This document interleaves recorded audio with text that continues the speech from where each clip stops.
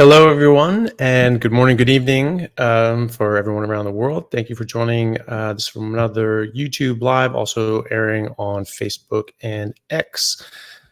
Just getting back into these after several weeks of traveling for conferences and things like that. So thank you all for joining, and we're going to try to make these regular again, sort of twice a week as we did before, similar times as before. Also wanted to give a shout out to a new, special sponsor. He's known as the Carnivore Lawyer. It's a gentleman I did an interview with previously, Christopher Brandlin, and who provides free legal consultations to the carnivore community, and is just very helpful and has been helping a lot of us out with different sorts of things, helping me copyright, protect my podcast, things like that, helping me deal with that. Whoever it is who's stealing my transcripts and putting them into books and then selling them, pretending that I'm the author and things like that, which is annoying to say the least, because it makes it look like I'm putting out a crappy book, and I'm not. I'm actually working very hard on this book, so hopefully it's not crappy. And he's doing it to a lot of other people too. So Christopher has been helping me with that, and he helps other people in the carnivore community with legal issues if they need it. So people can go look at him, go check him out at brandlinlaw.com, BRANDLIN law.com. And I'll put that in the description once we're done here as well. But anyway, thank you, Chris, and thank you all for joining. So we have a number of questions already starred and super chat, so I'm just going to jump right into those. Sometimes we can get to the questions on Facebook and X as well, but if we're sort of working through all the super chats, then don't always have time to go to those as well, but we do try to mix those in as well. But we'll start off with the super chats from Jonathan Knowers. Thank you very much, Jonathan. Jonathan says, what's the deal with slow cooked beef to the point where it falls apart? I can't eat as much. Does the meat and fat become more bioavailable because it's somewhat digested in the cooking process? Well, I don't know why you can or can't eat as much. There could be many reasons for that, but yes, it does become more bioavailable when you slow cook it like that. It breaks down the collagen and makes it more bioavailable. It's obviously just falls apart. You can chew it easier. You can eat it much more easily. Your body can digest it and absorb it much more easily as well. So you do get a lot more bioavailability out of it. Obviously, some things are cooked out, like taurine and glutamine and other sorts of things, denature when you cook them. But then you get a lot of access to other things that you wouldn't otherwise, like those really tough connective tissue that is really difficult to digest. Otherwise, that just breaks down and is absorbed very easily. So yeah, you get a mix of both. Some things become more bioavailable, some things you sort of lose, but it could very well be that. Also, the thing is that slow cooked beef, a lot of these things are fattier as well. So like the ribs and the briskets, they have more fat. And so you're eating a lot more fat. Fat can be much more satiating as well. And, you're absorbing a lot more of these nutrients. So that it could be a combination of all those things. The other thing is that sometimes people do barbecue, things like that, with a lot of salt. And sometimes that just tells you, nope, I'm done. I don't want to eat that anymore. So a lot of different sorts of reasons why that could be, but yes, it is more bioavailable. Beth Rademacher, thank you very much for the super chat. Hi, Dr. Chaffee and little boy. Yep, he's around here somewhere. Yeah. And hello, back with another question. Is grilling a good cooking method? What if the meat gets a little bit charred? Thanks as always. Grilling is a great method. Grilling, just like meat in general, fat in particular, have been falsely vilified. I mean, it stems from some animal studies that in mice that use tens of thousands of times the amount of byproducts that you'd get from burning, charring meat, and they found that this could somewhat increase the risk of cancer in these mice that are prone to getting cancer. But you're talking about a species that has never cooked meat themselves. We've been cooking meat for about 1.5 million years. So before Homo sapiens even walked this earth, our ancestors have been cooking meat. So we're well used to whatever the hell happens when you cook meat. Mice are not. And then also, again, tens of thousands, like 25,000 times the amount of quote unquote carcinogenic material was given to these rats. And then they found, oh yeah, look, there's this kind of maybe sort of something that we saw there. Okay. How translatable is that to us when you sort of char a bit? Probably not that much. And so, the easy thing to do is don't burn it. But if it has a bit of char on it, I usually don't worry about it. If it doesn't taste good, if it's so charred that it doesn't taste good, then yeah, don't eat that part. But no, in general, I'm not too worried about that. So take that for what it is. We don't really have great information on it. Could it be a problem? Sure. Do we have any hard evidence to say that it is? Absolutely not. So yeah, just use your judgment on that one. Noctum Knight, thank you so much for the super chat. Can you explain more about weightlifting and muscle gain progress on carnivore? My trainer is really on me that about this diet, so I'm using your answers to fight him. Well, the thing is that you just results speak better than anything. So you eat fatty meat until it stops tasting good. You do that twice a day when you're lifting weights and working hard. Train your ass off. Work really hard. Eat a lot of meat. Don't eat before you train. Eat after you train. You'll feel much better, and you'll get better workouts, and you'll recover much better, and you won't get sore. And so you'll be able to work out more, have more workouts during the week if that's something that you want to do. There are different camps on that. Some people say that you want more sets and a higher load, and that helps you build muscle and build strength. And others say no, you don't want to do that. You want to have big, intense workout and then let your body rest for a few days and all that sort of stuff, even before you do the next muscle group. So there are different schools of thought. So you do what's right for you. But as from a diet standpoint, you're going to be able to put on lean body mass more easily on a carnivore diet than anything else. You can put on more mass, more weight by eating a whole bunch of carbs, but that's fat, glycogen, and water weight, because when you're eating a lot of excess carbs, this is bad for your body. This is not contentious. This is what kills diabetics, is high blood sugar. And so your body tries to get this stuff stuffed away, stores it in glycogen in your muscles and liver. Glycogen pulls in 2 water molecules for every 1 molecule of glycogen. So you get waterlogged muscles and liver. And then you also deposit intramuscular fat and intrahepatic fat and intraorganal fat. And it's called myosteatosis when it's in your muscles. And this is a pathological sign that we see on MRI very commonly. It's actually uncommon to see it these days, at least in the MRIs that I've seen. So sure, you can gain more bulk by eating a whole bunch of crappy carbs and sugar and nonsense like that, but that's not muscle. And so when you go into a cutting phase, you're going to lose all that. And so, oh yeah, well you can't put on muscle unless you put on fat at the same time. Who told you that? There's all these obese lions, walking around until they get into their cutting phase. Like, this is stupid.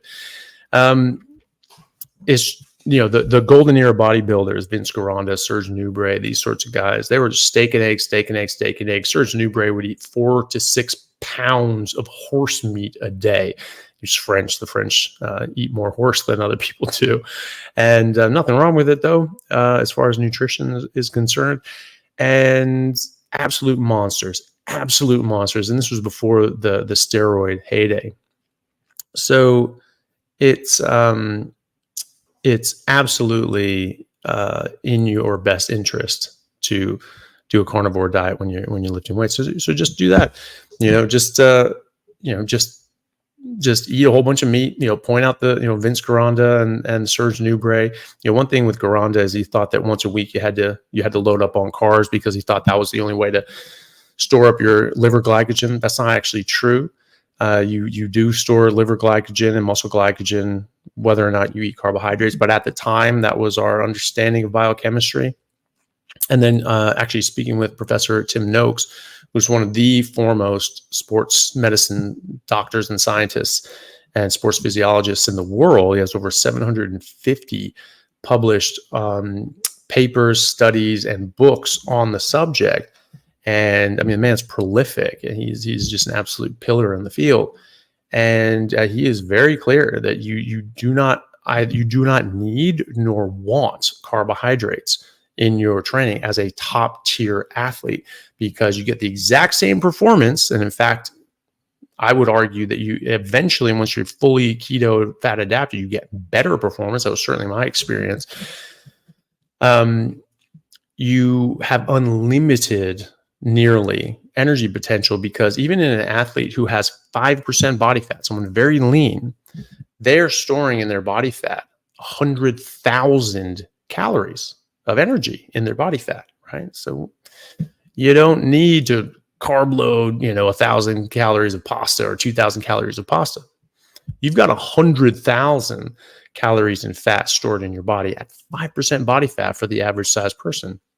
So this is not, this is not hard. Like you get way better access to energy. You're not going to run out of energy and crash and all these sorts of things. And he was very clear that glycogen is not actually the muscle's primary source. In fact, your body uses that up to then get to the fat. And once you get to the fat, you're oxidizing fat, up to your maximum VO2 max. They used to say after 85% VO2 max, you can only burn carbs. No. In fact, you only burn carbs if you have excess carbs to burn. And once you get through those and you're in a ketogenic state, you're just burning fat after that. And he's shown that in clinical trials with athletes, right? And they've been done in recreational athletes. There's also been done in high performance, elite, world class athletes and like ultra marathoners and things like that.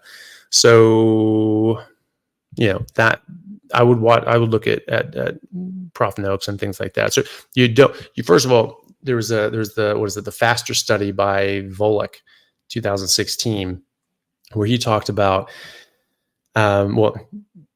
basically showed these ultra marathoners and had 20 of them. They've been doing keto for over 6 months. So they were very adapted and they had, brilliant performances, and they found that their glycogen actually was better and recovered faster in the keto group.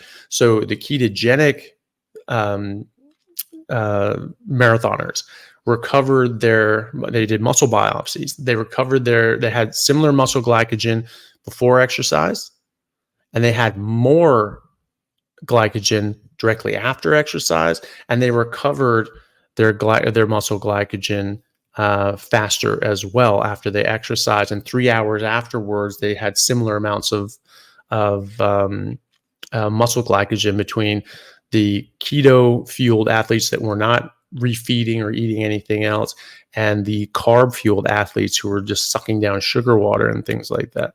So no, long story short, you can definitely put on a lot of muscle, but you won't put on the fat, the glycogen, and the water weight. And so it may look like, you could be getting bigger fast. Bigger is not the point. More muscular is the point. More lean body mass is the point. And that's what you're going to get with a carnivore diet. It's not going to be, just putting on a bunch of fat and glycogen and water weight. So, that's what you tell them. And then you just prove it with your results. That's the main thing. Andy V, thank you for the super chat. I'm not seeing something with it. There we go. Andy V says, 58-year-old female, carnivore for 4 months, 75-25 fat to protein ratio, not a pound lost. Fasting sugars down to 130, which is huge for me though. Blood pressure is also down, walking 30 minutes. So the main thing is your health. And then very further down on as a very distant number 2 is your body composition. Nowhere on that is the scale and how much you weigh, because the scale doesn't tell you anything about your health, anything about your body composition. You can put on muscle and lose fat and stay the same weight. And that happens very commonly. I experienced the same thing. I lost weight initially in the first sort of 2 weeks. I lost like 23 pounds and then nothing. I didn't lose anything for months and months. But I could visibly see myself changing in the mirror. And because I was working out, I was lifting weights. And so I was putting on muscle and I was losing fat. So I could see that. But I stayed the exact same way, literally to the pound. I stayed 243 pounds on the nose every single day for months. But I was absolutely transforming physically. And my health was dramatically better. And I felt amazing on the rugby field. So, I was able to go back and play rugby at 38, which was, not everybody can do that. And I felt fantastic doing it. So that's the main thing. Your sugars are down, your blood pressure is down. Also remember that if your blood sugars are up, even at 130, that's probably still too high. And so if your doctor has prescribed you medications, you should continue taking these medications until such time as your body has recovered enough that you don't need them, if indeed that happens, which it does for most people. But don't just say like, oh, I'm doing this now, so I don't need medications anymore. That's not really the case. Especially with blood sugar and with blood pressure, you have to be very careful about these things. Not everybody can fully come off medications, although many people do. In fact, I would say probably most people do, but they all reduce their demand for them significantly. So make sure you're still taking medications. Look at your body composition. Look at how your clothes are fitting. Take progress photos once a month. Don't get too hung up on this. It's just focus on your health and how you feel first and foremost.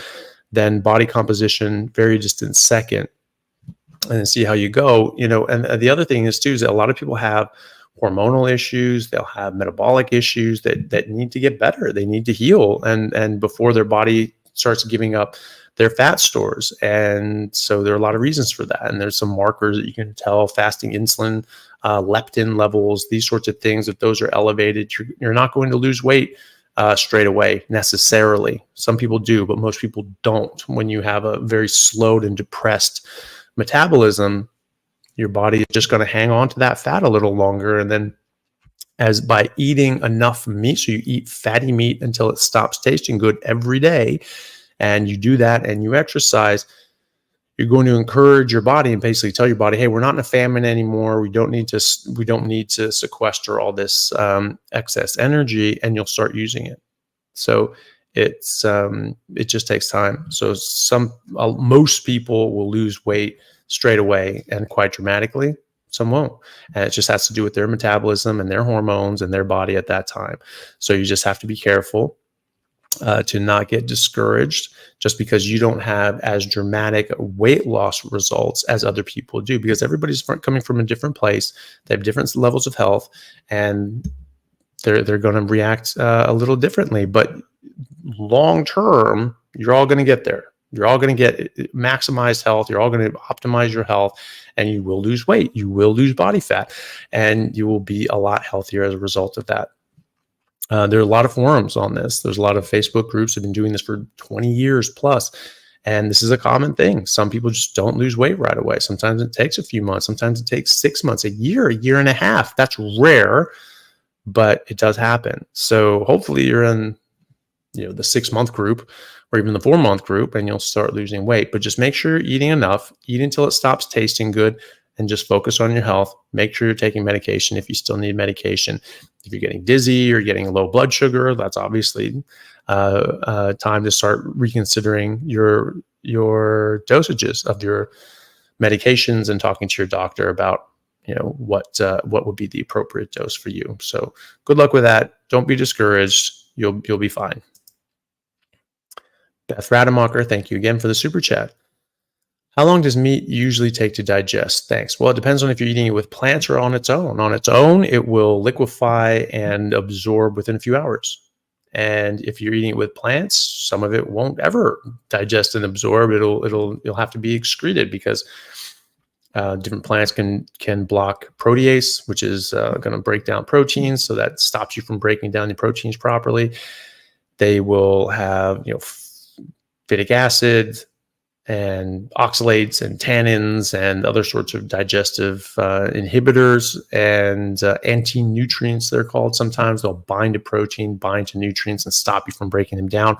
Fiber is an anti-nutrient. It can block up to 30% absorption of the food that you're eating. So they say, oh, well, that's really good if you're eating a whole bunch of processed crap because it stops you from absorbing 30% of the processed crap. I'm like, well, if you don't eat any processed crap, then you absorb 0% of processed crap. So, that's the thing. So if you're eating it with plants and fiber and all that sort of stuff, less. In fact, sometimes you won't absorb it at all and digest it at all. And if you're just eating meat just on its own, you will, depending on how it's cooked, slow cooked, it's going to absorb easier. Eggs are just going to be, in an hour, they're just going to be gone.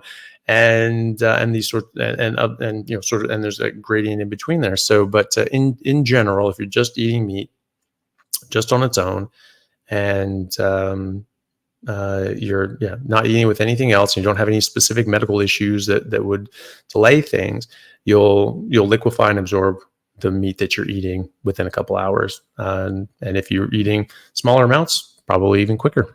So yeah.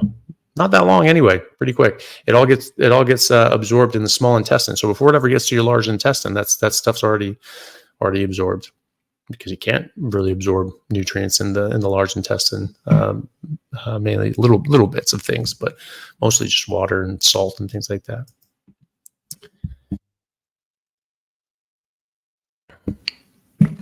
Zeta, thank you very much for the super chat. Zeta says, carnivore for a year, but my husband and 12-year-old son are not. Is coconut oil or MCT oil healthy for them, or should they just eat butter? Butter is probably the best. Butter is the best. MCT oil, from speaking with people that manufacture it, it's supposed to really isolate just the MCTs from coconut oil, which are probably fine. They're very ketogenic. They absorb very easily. You can actually absorb them without bile. They're one of the few fats that you can absorb without bile. And so you absorb it. And so you get your ketone levels up high. And so if you have someone who has a specific need for this, epilepsy, migraines, cancer, and you want your ketones up, then that's something you can use. Coconut oil in general will have MCTs, it will have saturated fats, will have good fats, it will have other fats, maybe not so good, but also they'll have plant sterols, which is the plant version of cholesterol. The plant version of things is typically not what we need or want. The plant cholesterol, plant sterols are close enough to our cholesterol that it tells our liver and potentially even our brain that we have enough cholesterol and we don't need to make any more. I don't know how that affects your brain's production. People say, oh, well, cholesterol doesn't cross the blood-brain barrier. That's actually not necessarily the case. That's certainly something that has been posited, but there are studies that have looked at this and actually found that the levels have actually evened out and balanced out from one to another, and there seems to be a metabolite. They'll sort of break down into a smaller molecule that can cross the blood-brain barrier, crosses the blood-brain barrier, and then reconstitutes in the brain or actually outside the brain. So you can actually get cholesterol from outside the brain into your main circulatory system through the blood-brain barrier and vice versa. At least that's what a few studies have seen. And people say that, oh yeah, I can't do that. I mean, literally 5 minutes on PubMed, I found a number of studies that said, oh, well, actually, I probably can. But just not in the whole form. It's not, cholesterol itself is not going to cross. It has to break down first, cross, and then reconstitute. But it does seem to be able to do that. In any case, at the very least, it's going to stop your liver from producing as much cholesterol as you want. And that's actually not a good thing. And so it can make it so you don't have enough cholesterol for your hormones, for your cell membranes, for other structural components as well, vitamin D, all these sorts of things. So it's not great to have that sort of thing, to have these plant sterols and any sort of plant oils, even though I would say that coconut oil is probably, if you're going to do plant oil, is probably the best.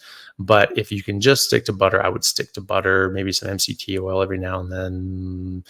Sure, but butter's great. Butter's called butter because of how much butyrate it has, which is ketone. That's one of the main ketone bodies. And so you really don't really need anything else except animal fat. So good luck with that.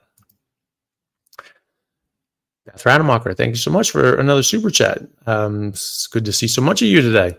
Beth says, saw the butter question on Tuesday. Curious how to know if you do okay with butter.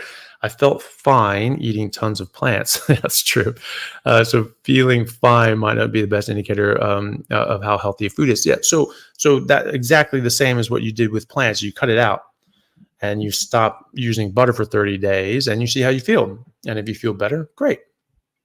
And if you feel, I think I feel the same, add some butter back in, carefully and controlled. Don't add a whole bunch of other things. Just have something, in your normal meal, but also add butter. Maybe just have butter on its own. See how you feel. And if you feel fine, if you feel better, great. And if it makes you feel a bit weird, you get a runny nose, you start having weird sort of symptoms, your energy is not as good, whatever, if someone has an autoimmune issue, if it sort of causes that to flare up, you have achy joints, all these sorts of things, just anything off. So, but that's it. You have to eliminate it. Same idea with everything else. It's an elimination sort of diet. You eliminate out things and then you can add some back in, see what happens. I mean, some people add in, plants again. I mean, I don't know. Anytime anything slipped in, it's made me feel worse. And so I just have no interest in having it because I have no interest in not feeling my best. So cut it out for 30 days and then reintroduce it and see how you go. So Desiree Fetty, thank you for the super chat. Hi, Dr. Chaffee. How much water do you drink while eating? Is it bad to drink while eating? I think it is bloating me, but I need some guidance. Thanks. Yeah, I think it's probably good to avoid water when you're eating. You want your stomach to be that volume. You want there to be enough volume for food. You drink a bunch of water. That's actually just going to fill up space, and you could actually feel like you're full and want to stop eating before you're actually satiated from a nutrient point of view. Also, it's going to water down and dilute your stomach acids and your digestive enzymes from your pancreas once you get into the small intestine. So the thought is that you'll digest things more easily if you don't drink water around mealtime. So if you like what Salisbury said, Dr. Salisbury back in the 1800s said is basically sort of like room temperature or warm water, and don't drink water within 2 hours of a meal, before and after. So you don't drink water 2 hours before, so stomach's nice and empty, the stomach acid's nice and concentrated, and then 2 hours after. So give your body 2 hours to break this stuff down and absorb it before you start flooding in water and diluting it and things like that. And especially if you're feeling bloated and it's not feeling good when you're drinking water while you eat, definitely don't do it. So I'm not always great at that. Sometimes I like something to wash something down while I'm eating, but I typically try not to drink water around meal times either. Can't say that I've noticed a difference one way or the other, but I'm just going to do it on principle. But if you feel a difference, then definitely don't do it. But that's yes, you're right. It is something that can make a difference. Okay, Sherry Hutchinson, good evening. It's my first time. Well, welcome, Sherry. Thank you very much for joining, and I'm glad that you're here. Hopefully, it's something that's interesting and something that you're interested in trying, and give it a shot and just see how good you can do on it. And Darvit, one of our moderators, okay, making fun of me for being late again. Okay, thank you, Darvit. Super chat from Nav. Thank you very much, Nav. It's very generous of you. Day 42, carnivore, no caffeine, and lion last 8 days. Really good job. I get a normal solid stool in AM, no constipation. Later in the day, I get loose stools. I don't get solid and loose simultaneously. They are separate with time. Any tips? Yeah, that's interesting. If you're eating something fatty and that's when you're getting the loose stools, maybe you're eating more fat than your body can absorb. If it's distant to that, maybe something else is going on. If you're getting hard, dry, rocky stools, and then otherwise you're getting like liquid stools, regardless of the time of day that it happens, it could be that you're actually more constipated than you think, and you're getting these sort of semi-blockages, and then the liquid stool is sort of passing around that, and you're getting liquid diarrhea. It's called overflow diarrhea or spurious diarrhea. And so that's something to consider as well. So if it's just sort of normal, soft but formed stools, and then more liquid stools, you're probably on the other side of that. You're probably having more fat than your body can absorb as readily. Doesn't mean that it's bad for you. Doesn't mean that you're sick or you have an infection. It's just, inconvenient. But if you're having really hard stools and then liquidy stools, you're probably actually more constipated. There's sort of a U-shaped curve. So you have too little fat, you'll get diarrhea. You have too much fat, you'll get diarrhea. So you want to be sort of in that middle ground. So you aim for 1 to 2 grams of fat per 1 gram of protein. And, that's around, 65, 35 ground beef to 75, 30, 25, around there. And so in that range, and see and adjust from there. And if that's not enough fat and you're sort of getting those harder, drier, more difficult stools along with the loose stools, up the fat, see what it is. And then they might have loose stools for a while, but you get all that, clear that blockages out of there, and then your body will start sort of forming these things more naturally. It's a bit of a pain, but you have to sort of play around with it to see. And also remember that it's not just coffee. Coffee is obviously a major one, but coffee, caffeine, tea, but also artificial sweeteners, magnesium supplements, metformin, which is a very common medication for diabetes that people are on. All of those things can act as a laxative. And so you need to remember that. And if there's any of that, in there, you can't just adjust your fat intake. And then after that, if you think it is too much fat and you're not really absorbing it, try staying away from the rendered fat. Try eating more solid fat that's in the meat itself. And yeah, so a few things to try anyway. And the other thing is you can do a journal, right? What you eat, when you eat it, and when you're having solid or loose stools, and see if there's a connection there, because it could be that you're just having something with more fat than your body can contend with, and then it just comes out. And if that's it, then that's easy to deal with, but it's sometimes easier to see when it's on paper. Leah, aloha from Maui. It's my 49th birthday. I just started carnivore diet and just ate tri-tip to celebrate. Hey, well, that's great. Happy birthday and welcome to the club. I'm sure you'll do really well with it. And thanks for giving it a shot, because why not? You can always go back if it's not working for you, but very, very rarely does that happen. Girlish Schrodiger says, your thoughts on a carnivore diet and extreme combat sports like Muay Thai. Is it possible? Yeah, absolutely. I know a number of fighters, professional fighters. There's who is, I'll try to remember, but is a UFC fighter right now that's carnivore. And how do I know this? Because he's Carnivore Bar sponsors him, and he says he's carnivore. So and then there's a lot of top athletes. There's a boxer here in Perth that's giving it a try. There's Holland Gracie, one of the Gracie family. He's head of Gracie Jiu-Jitsu in San Francisco. I've had him on my podcast. He does a carnivore diet, and he says his performance and training has just gone through the roof, and numbers and numbers of athletes. So yeah, absolutely. I mean, I did Muay Thai and pancration, so MMA, for quite some time before I switched over to rugby full time. and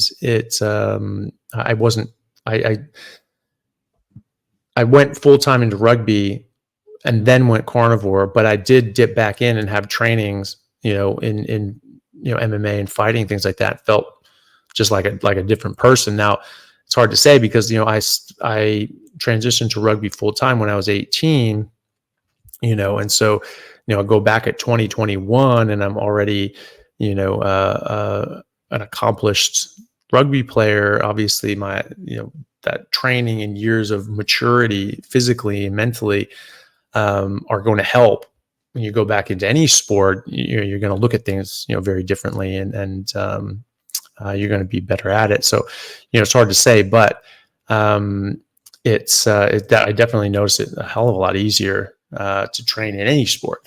Wilton Ziegler was the guy's name. He's an MMA fighter. I'm pretty sure he fights in the UFC. So yeah, you definitely do that. Any sport, any endeavor, any health issue, this can help. It's optimal nutrition. You're giving your body the exact fuel that it needs to be optimal. And if you're optimizing your health, you're also going to be optimizing your athletic performance. There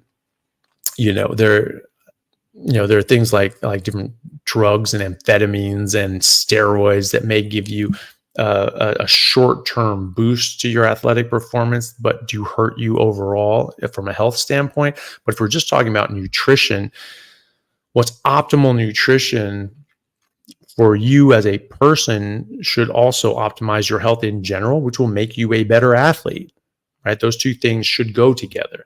And so, yes, you can definitely do Muay Thai on this. Okay.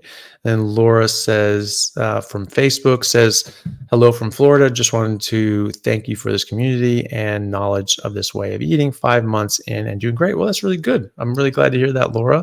And I'm glad that everybody, the community is awesome. I mean, everyone here is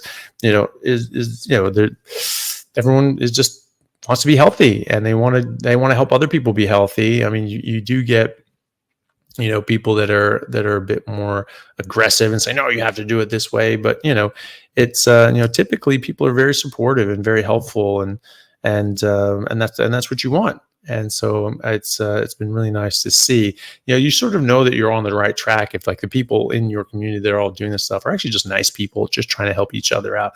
You get a whole bunch of nasty people that are just, the people that follow those, those shock accounts that just all they do is they don't do anything novel. They don't do anything. They don't bring anything new to the table. All they do is just trash other people.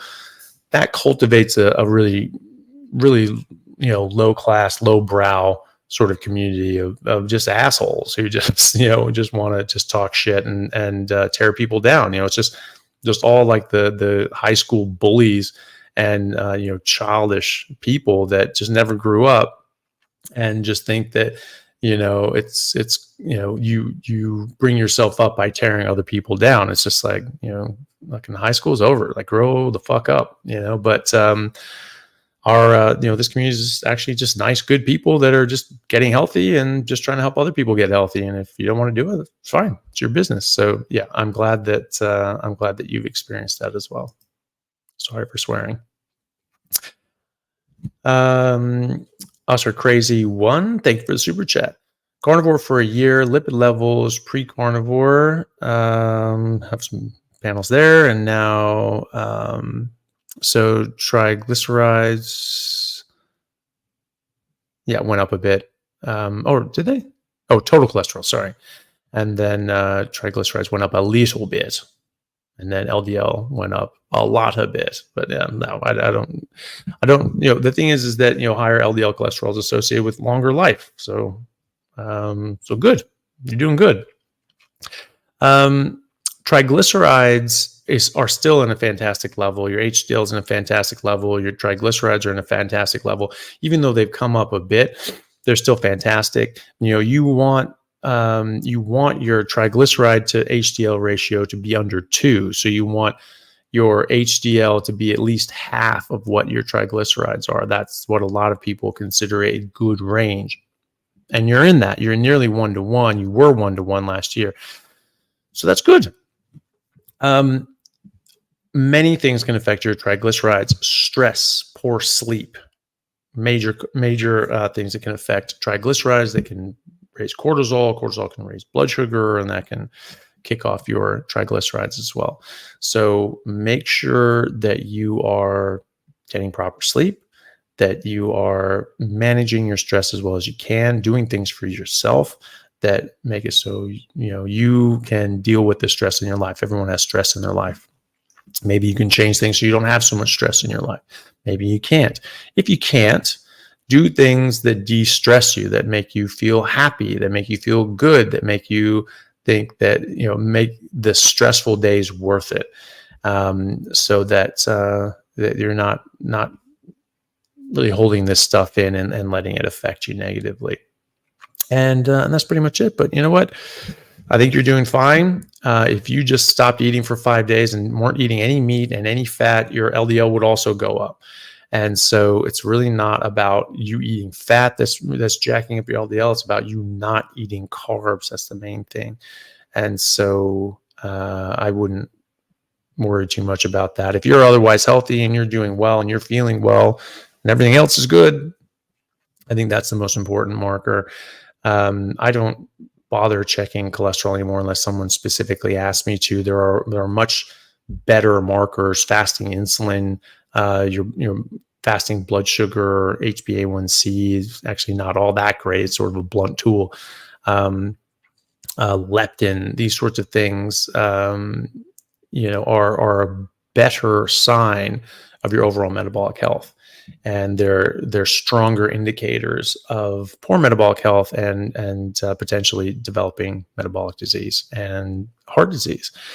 Cholesterol is not a very good indicator. It's actually pretty poorly associated, and a lot of studies actually it's not associated at all. In other studies, it's inversely associated. So, like the Framingham study was misreported as being showing that higher cholesterol was associated with higher levels of cardiovascular disease, and yet the actual data showed that it was the opposite: lower cholesterol, higher cardiovascular disease mortality rate. So, in any case, I have a video, "The Truth About Cholesterol and Heart Disease," probably a good one to watch. Interviews with cardiothoracic surgeon Philip Ovadia, talking about similar things, and interview with cardiologist and published author and many publications on cholesterol and things like that in the BMJ and other publications. Asim Malhotra, I've interviewed them both, and they're sort of the same opinion. So take a look at those and see what you think, and decide with yourself and with your trusted doctor, healthcare provider, what's going to be the best thing for you. For me, I'm more than happy for my LDL to be above the quote unquote normal range, because I don't think that is a normal range. I think that's just what we've arbitrarily assigned it, and I don't think that aligns with proper health. So me personally, I'm not too worried about it. In fact, I'm happy for my LDL to be exactly where it wants to be, because that's physiological. That's what my body's telling it to do. So I'm happy with that. Carnivore Scott. So I heard a rumor that all the cool kids are smashing the like button. Is this true? I don't know. It is. I think it is. All the cool kids. I don't know. You let us know. Okay. Ryan, thank you for the super chat. Did you look up Greg Judy? I think he would be a great guest to show how animals improve the earth if managed properly, plus increase nutrient density. As far as I know, Greg Judy is difficult to find. Wasn't he the guy in Brooklyn Nine-Nine, like the car thief that just could never catch him unless he wanted to be found or something like that? Are we talking about the same Greg Judy, or is this probably a different one? I would guess. I haven't actually heard of Greg Judy. I'll make a note of it, and I'll try to look him up and see. But yeah, that's a very good good point is that animals do improve the earth and help not only the health of the ecosystem and the environment, but us, and raising them properly increases the nutrient density of the animals for us as well. So that's always good to remember and to talk to people about. So I'll look him up. Robert Farinelli, thank you for the super chat. 29-year-old male have back acne, told is genetic. Eat really? Okay. Eat mostly meat and eggs with local seasonal fruit. 1 cup through June through September, and some dairy to add fat. Is it more likely sugar or dairy? Some heavy cream, mostly butter. So I'm guessing that you're just asking what in that is probably kicking off the acne. Well, are you fully carnivore other than that? That's a very important question. Is that the only thing you're eating? Is just meat, eggs with some seasonal fruit and some dairy? If it is, cut out the fruit and dairy.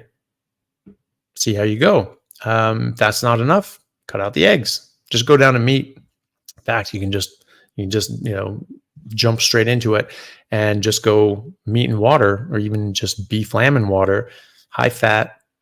See how that goes. You'll probably clear up your acne. It can take months. Some of these things are hormonal and can be difficult, but a lot of times they clear up within a few weeks or months, and or at least start improving in that time. And so but be patient, and then you can add back in eggs, and all of a sudden you start getting breakouts again. Okay, well, don't do eggs again. Start adding some fruit. Oof, no, that's a problem too. Cut out keep the fruit away. Dairy, same thing. So again, treat this like an elimination diet. You have a specific issue. You're trying to see if food is affecting it. Cut down to just the bare basics, just red meat and water that the least amount of people have any problem with, and see.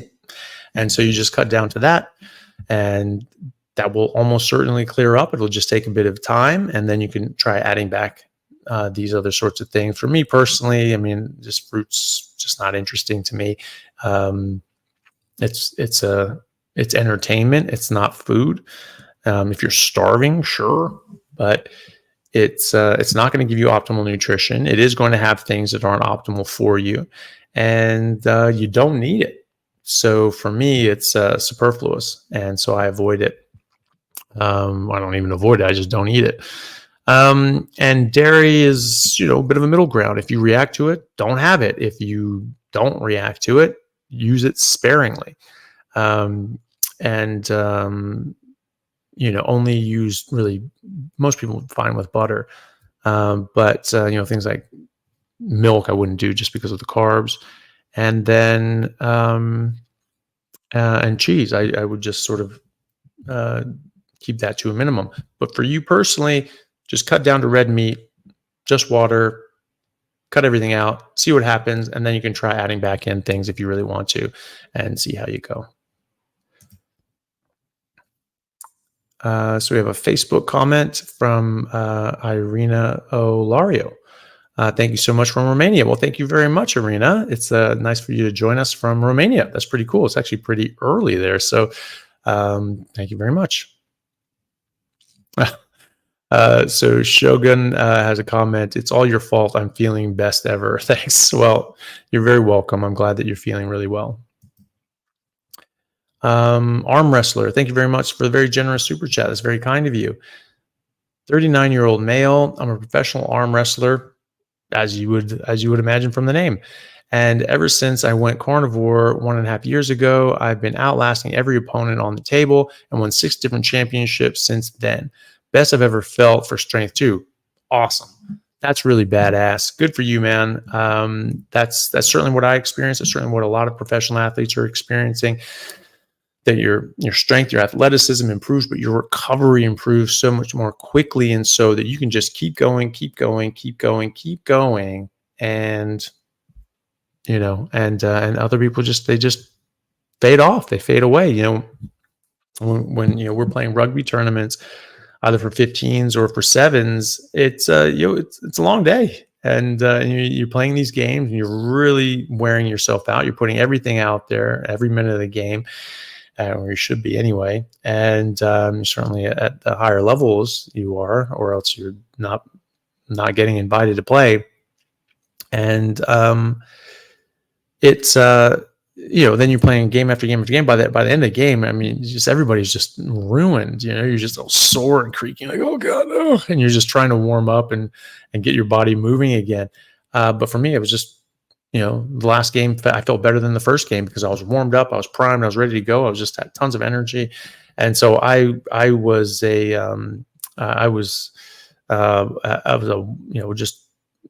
had a big advantage in just the games in general, but in tournaments in particular. That was just a weapon, that you could use because you just felt so much better and you recovered so much more quickly. So that's great that you're experiencing that as well. And I'm glad that you gave it a try, and that's awesome that you're kicking so much ass. So well done, man. That's really great. John, thank you for the super chat. Mom having a TAVR, that's an aortic valve replacement. Doc adamant about taking aspirin and avoiding salt. Thoughts? I would listen to her doctor. So especially with things like aspirin, for those sorts of procedures, there's a high clotting risk. After the fact, and especially if it's you're having a mechanical valve, she's probably gonna be put on warfarin for the rest of her life. If it's if you're putting in mechanical valves, it's just they'll clot up and they'll block off, and you can throw off little emboli, and you'll get massive strokes and things like that. So really not something you want to mess around with. The salt, you can sort of ask, what's the salt about? Is that a blood pressure issue and all that sort of stuff? About 20% of people are a bit salt sensitive and maybe should probably avoid it or reduce it. For blood pressure issues, they might have spikes in their blood pressure, for instance. Other people don't.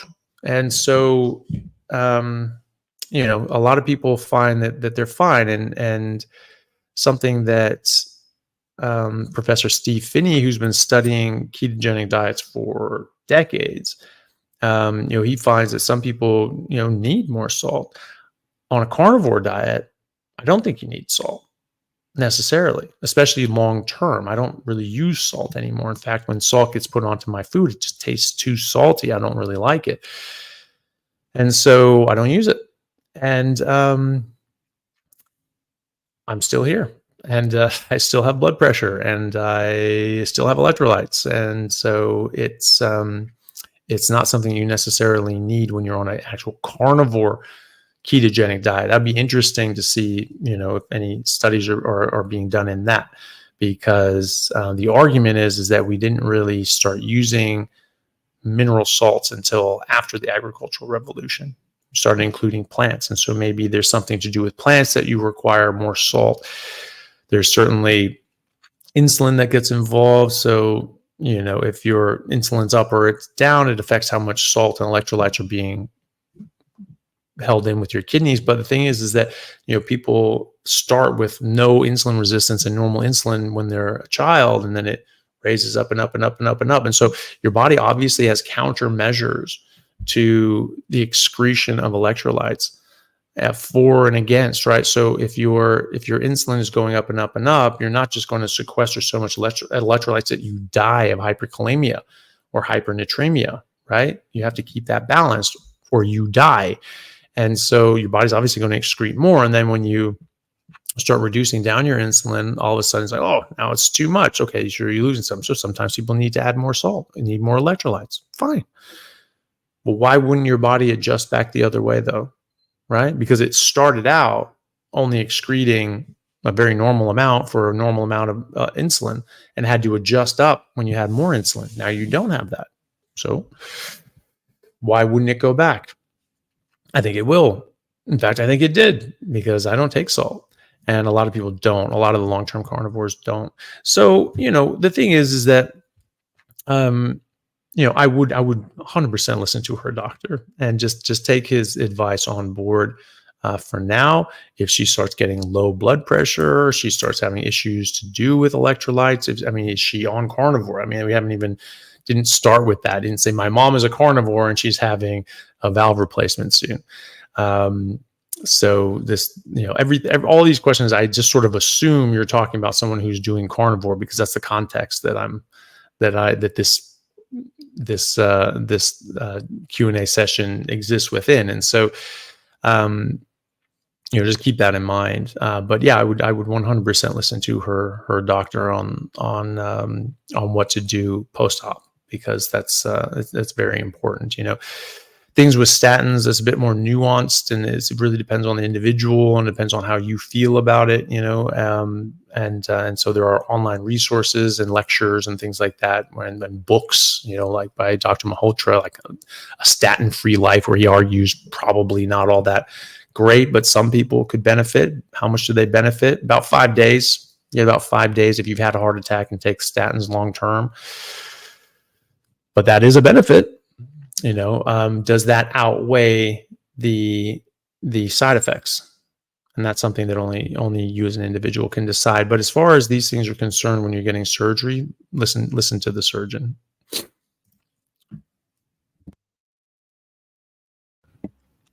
So there's a question from Carnivore. Scott said, what does Anthony say about how long it takes to get back to insulin sensitivity, given I've been insulin resistant for decades? Just wondering. It's how long is a piece of string? It depends, and so it's different for different people, but insulin resistance can actually correct fairly readily. It depends on how high it is and how resistant you are. I had a guy whose fasting insulin was 72. That should really never be above 9. And 72. And in 6 to 8 weeks, it was down 35, right? So we'd already cut in half, right? So it can move, but it takes a long time. Even 35 is way too high. But we're, depending on how high your insulin is, and we're talking months probably. Probably less than a year, even if it's very, very high. Like that guy 72. That's the highest I've ever seen, actually. Was his fasting insulin of 72, and he was fully fasting. He said it was like 24 hours he didn't eat. So, and that dropped in half in 2 months on a carnivore diet, a strict ketogenic, zero carb carnivore diet. So it's not this fluffing around with fruit and honey and all that sort of stuff. It's just meat. That's it. But depending on where you are, months probably, but just either way, it's going to go in the right direction. Don't worry overly much about it. Just make sure that you're doing well, and that if you're diabetic, that you're on diabetes medications that keep your blood sugar at a normal, healthy level.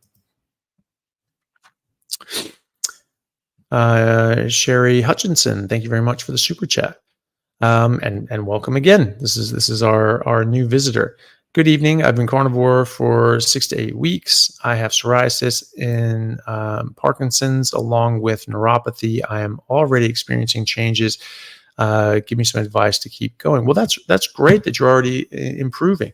High fat, a lot of fat, and really strictly ketogenic. No outside carbohydrates that don't exist in meat or organs. And for psoriasis and other autoimmune issues, really a best idea to be just beef and water, like beef, lamb, and water. So the ruminant meats, you'll always do best with autoimmune issues if you're just eating red meat and water. And the Parkinson's as well. You just need to get very high fat. Your brain's made out of fat. You need high ketones, or good ketones, enough ketones to run your brain properly and help rebuild your neurons. Check your B12. A lot of people have low B12. If it's in range, it's probably low, because most of the ranges for B12 are too low, because these are an average for the community. They're not the optimal range. And how do you test this? You go to 5 different labs in your same town that are owned by different companies, and you test your B12 on the same day. And you'll have roughly the same number, and they'll all have different reference ranges. Why is that? Why is one good, one's high, one's low? Why is that? None of them will be low because the low is just way too low. So that's because it's not an optimal range. It is an average range. And most doctors don't know that. Oh, well, that's within our range. Oh, we were happy with that. Right? No. That's an average. That's an average for your patient population. But people are sick, and people getting blood tests are definitely more often sick. And so who gets a blood test? People that are unwell. And so they get sent to get a blood test, and they renorm these things every few years. And the first few thousand people that come in, that is the reference range. So why are we looking at this as if that were the optimal range? Of course it's not. We're not looking at healthy people. We're not looking at 2,000 healthy people, healthy individuals with no health issues, and saying, okay, well, that seems to be where healthy people are. That's not what they're looking at. They're looking at sick people too. Sick people, old people, obese people, metabolically unwell people, diabetic people, people with cancer, all these sorts of things. That's just the average. So that's okay. So it's not okay. So B12 is typically too low. So in America, you want your B12 between 1,100 and 1,600. In the UK, Australia, and most of Europe, 800 to 1,200. That's where you want this to be. And that's generally a lot higher than most reference ranges go. But it just depends. So here in Perth, we use a clinic here, and the upper range is 650. Right? So 700 will be too high, and yet there's another lab at 750 is fine. So, okay.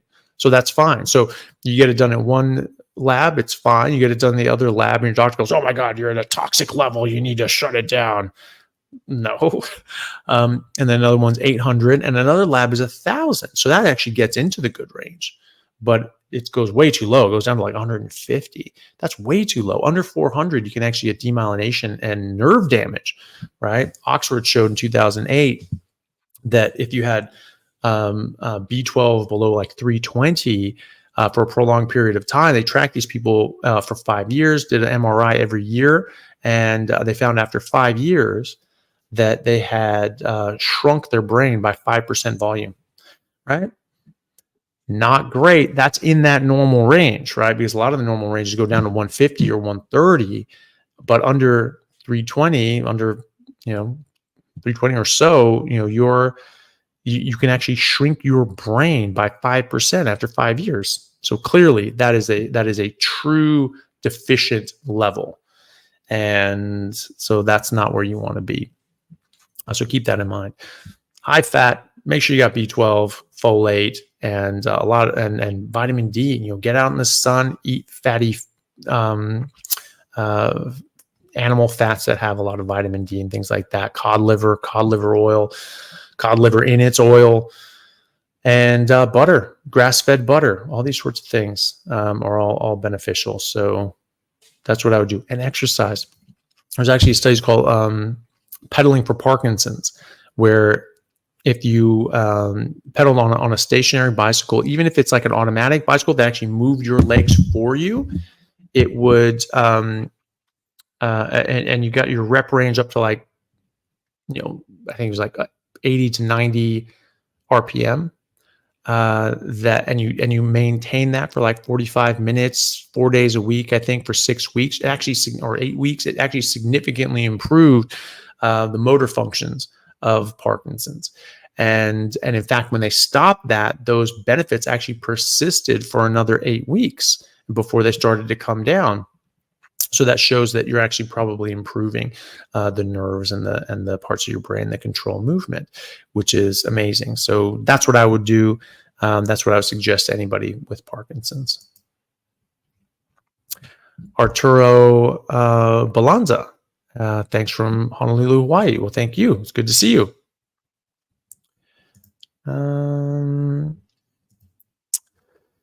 Okay, so Rebecca Bavry, looks like she's a nurse. So thank you very much, Rebecca, for the super chat. Nice to see you. Did you see Aaliyah's video with my autistic son?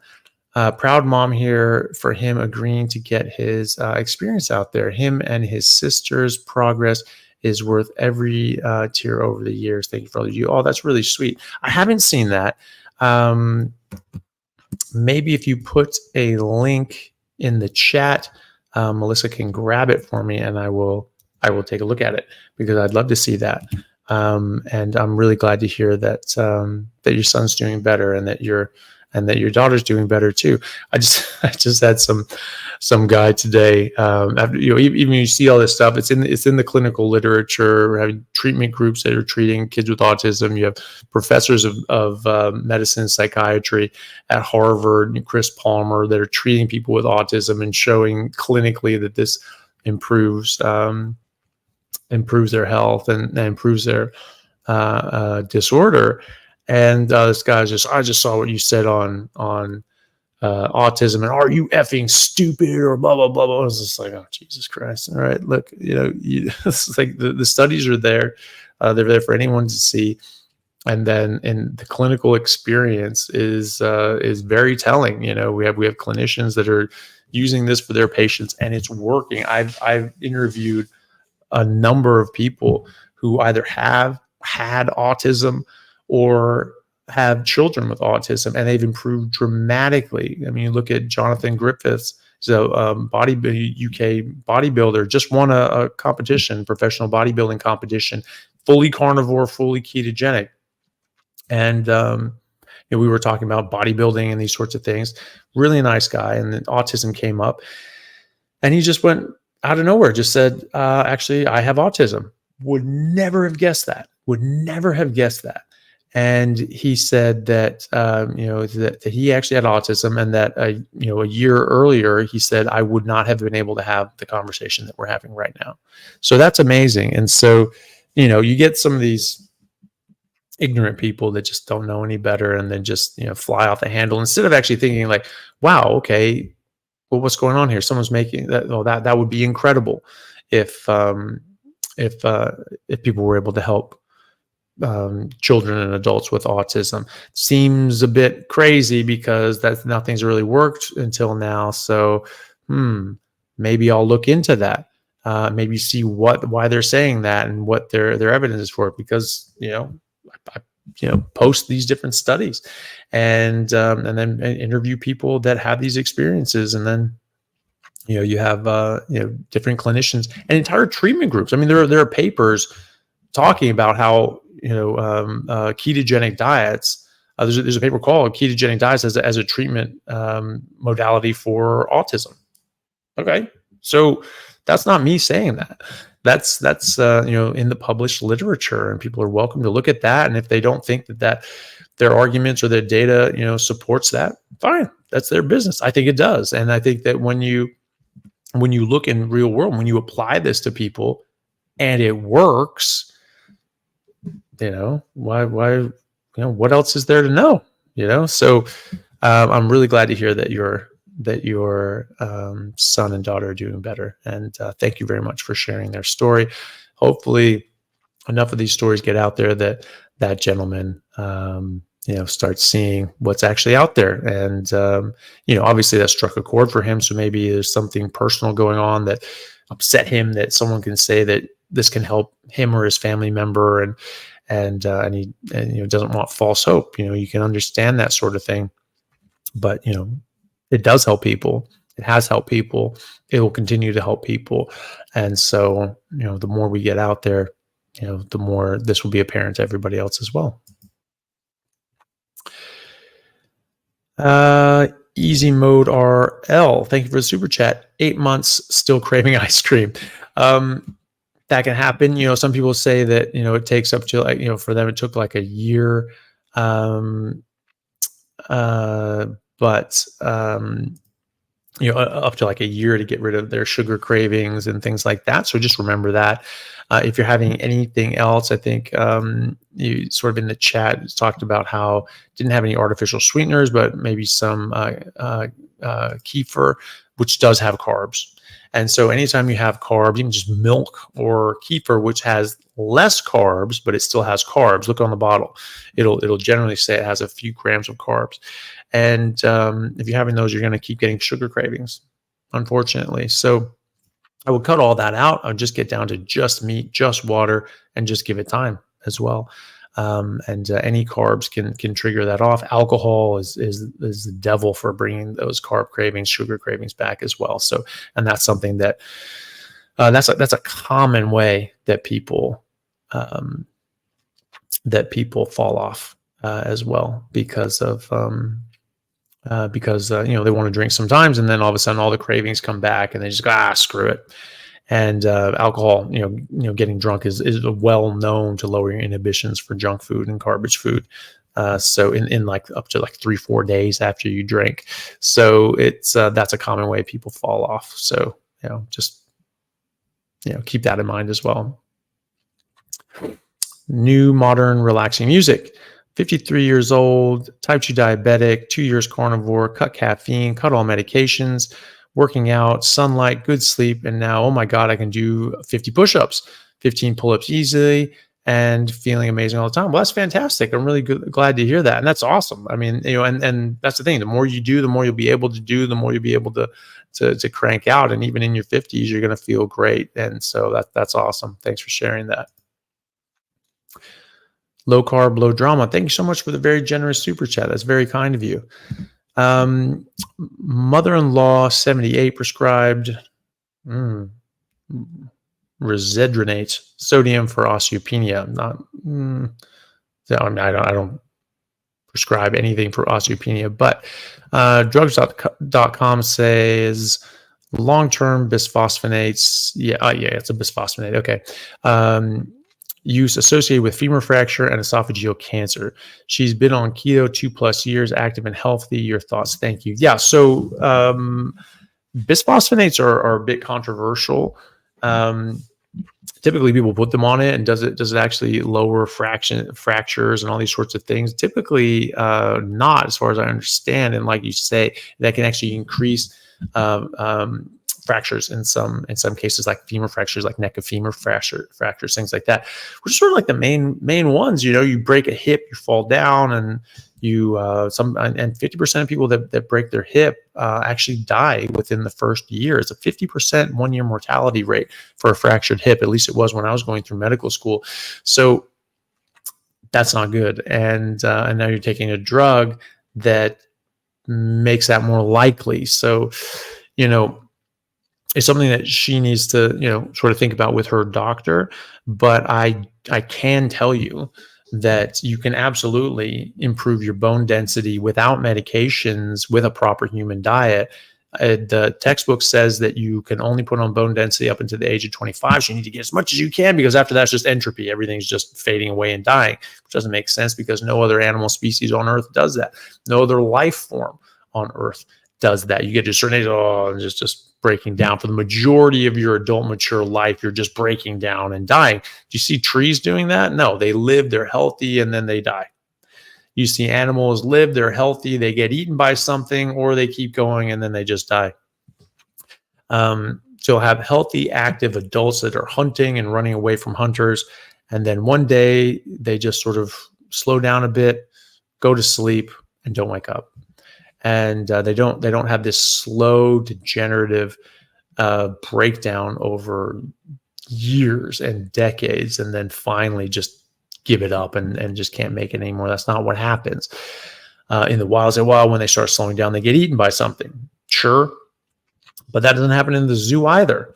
They don't just getting decrepit and toothless lion drooling and walking into walls and things like that because they're so demented and sarcopenic, and that just doesn't happen. And so why the hell would it happen to us? And so it shouldn't. You got to eat the right thing. You eat the right thing, and your body will work the right way. And that goes for your bones too. So I've seen people. I have patients. I had a lady in her must have been in her late 60s. Who came in a couple months ago, and she had a DEXA scan 8 months ago. She had osteoporosis. She went full lion diet, carnivore, only meat and water, wasn't even taking calcium supplements, wasn't taking bisphosphonates or any drugs. And 8 months later, she got another DEXA scan and she had normal bone density.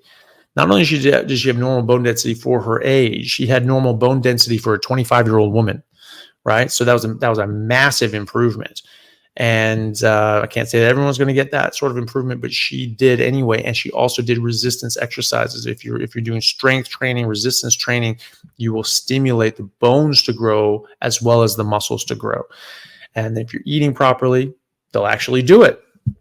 And so I would suggest going not on a ketogenic diet, but a full carnivore diet, because ketogenic means you can have vegetables and things like that don't have carbohydrates. And those vegetables are going to have things like oxalates, which are going to strip out calcium and demineralize your bone and make it very difficult for you to lay down bone density and mineralize your bones. And that's exactly what you need to do. So I would cut all that crap out, and I would only go to red meat and water, and I would have her do as much resistance exercises as she can, just body weight exercises, light band work, whatever is challenging for her to push resistance. Isometric is very good.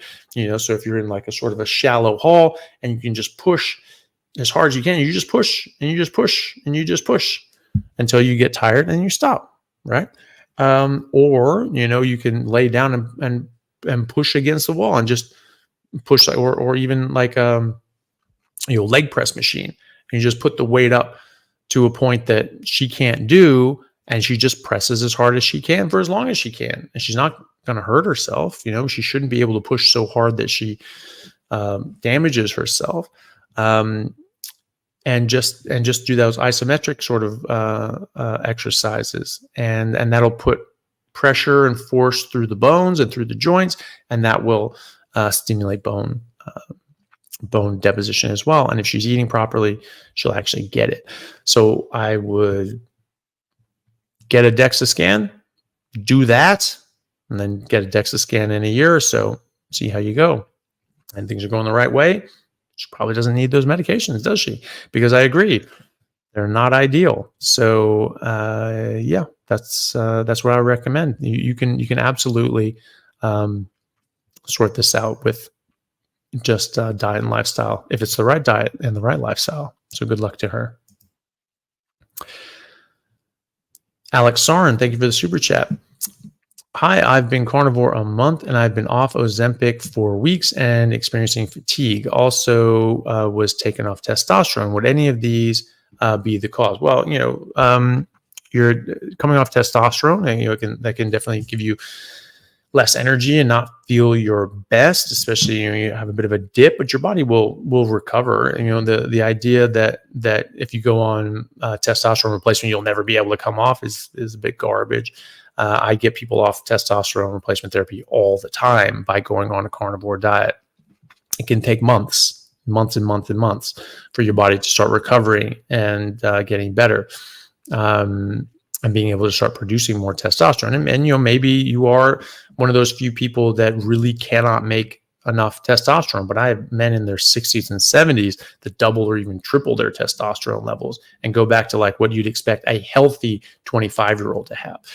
So that's certainly possible that you have a bit of a dip now because you've come off the testosterone. Coming off the Ozempic, probably not. I think it's usually when people are on Ozempic is when they feel pretty rotten. Coming off is generally a good thing. It's probably the testosterone, coming off the testosterone, which is, just to be expected, and just see how you feel in the coming months. Get your testosterone checked again. Remember that testosterone is very finicky. You can't just test it at any random time in any random condition. If you work out within 48 hours of the test, it will change your results. If you have sex within 48 hours of the test, it will change the results. If you get it in the morning versus the afternoon, you will have very different results. You typically give your biggest peak of testosterone an hour before you wake up if you're on your proper circadian rhythm. So if you're sleeping properly, if you're not sleeping properly, you're not going to get the same testosterone bump. And so if you test it in the morning one time, It's going to be whatever it is. You test in the afternoon, the next time, it's going to be way lower, right? Because your testosterone goes up, but then it comes down, right? So you're not just pumping out testosterone all day. It's in the morning. You get one hit in the morning and then it slows down. So that's just something to remember as well. Take it first thing in the morning, fasting from the night before 9 p.m., same amount of water, a couple glasses of water in the morning, nothing else, no coffee, tea, anything else, no medications until after your blood test, no sex, exercise, or stress for 48 hours before your test. And you do it in the morning, and you do it like that every time, you'll get much more consistent and reliable results as well. Mr. CEO, M.R. Hardy Jr., great name. 49-year-old male, 20 days in, down 13 pounds, was diagnosed with CRPS in December, but feel great. You were godsend. Oh, well, that's very sweet of you. I'm really glad to hear that. I'm really glad to hear that you're doing so well. Down 13 pounds in 20 days. That's fantastic. Our friend earlier who was not having weight loss after a few months is probably very envious, but that's just a demonstration of the fact that people respond differently initially, but long term, you will all get to where you want to be, as in the sense that you will all optimize your health. So thank you, Mr. Hardy, joining us from Facebook. Thank you very much for the comment and letting us know how you're doing. And my sister Rosalind says, "Where's my cat? He is sleeping on the couch. You monster! You want to wake him up?" Yeah, he's very much asleep, little boy. So I'll let him sleep. But if he wakes up, I'll bring him out. Tanya Burford, thank you for the super chat. 49-year-old, average weight, carnivore last year, lying last few months, joint pain, swelling hands, feet, especially in the mornings, since 8 weeks. Never had this before, like arthritis. Yeah, that's strange. Normally that is what people go on a line diet to get rid of, is the joint pain, swelling hands, and feet.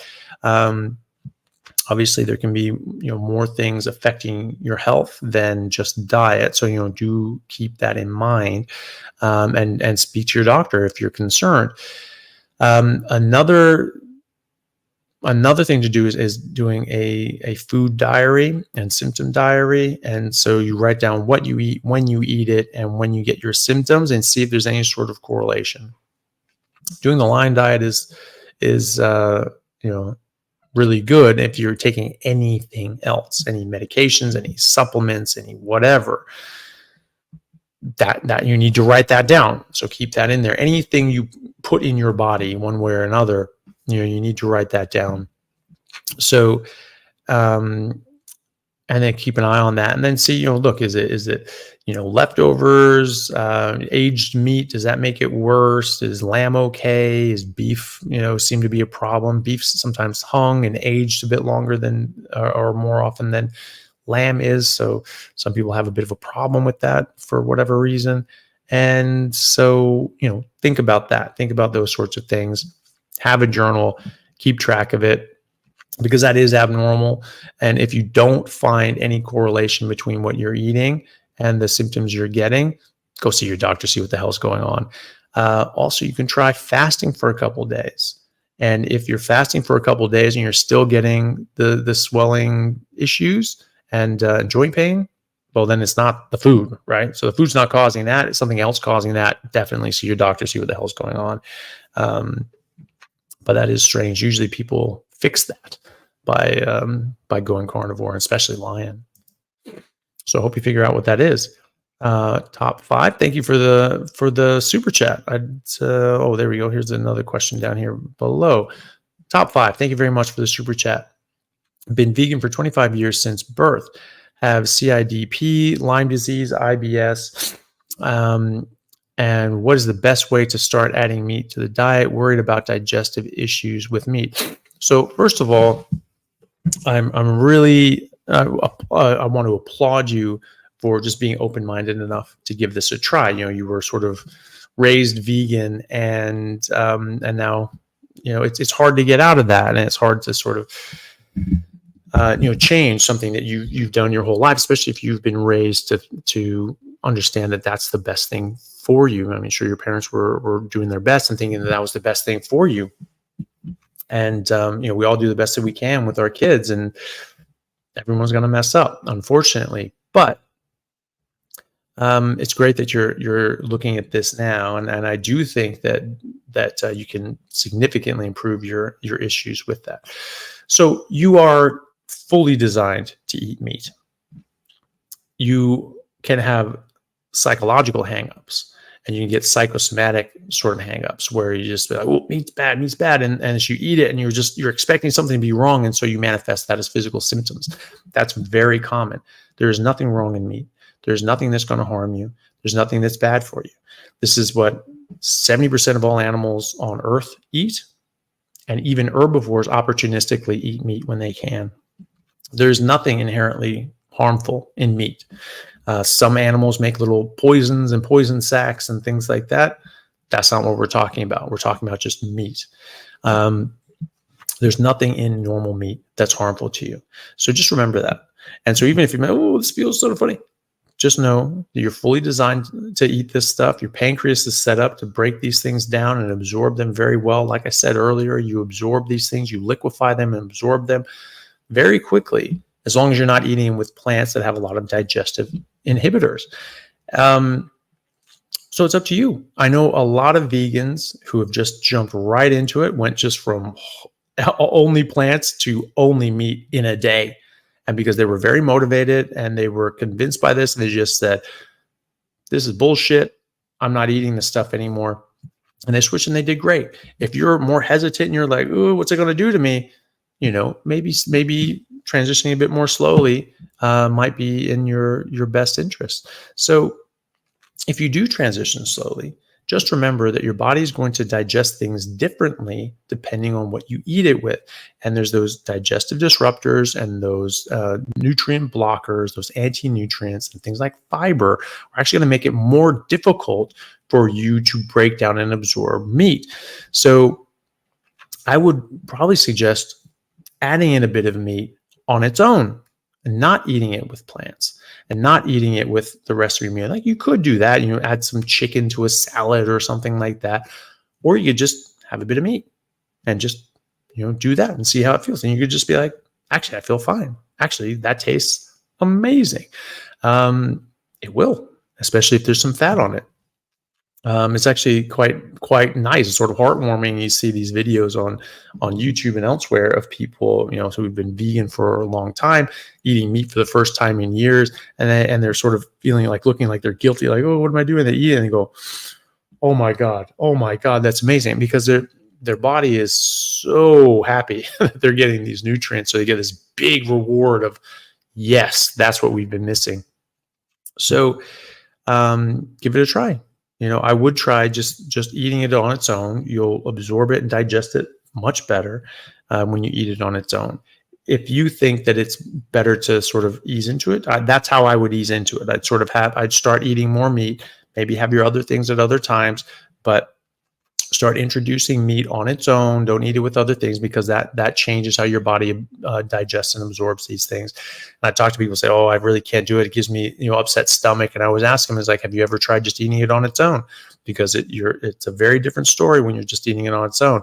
And I've had a number of patients come back a bit grumpy, but still happy because they're feeling good.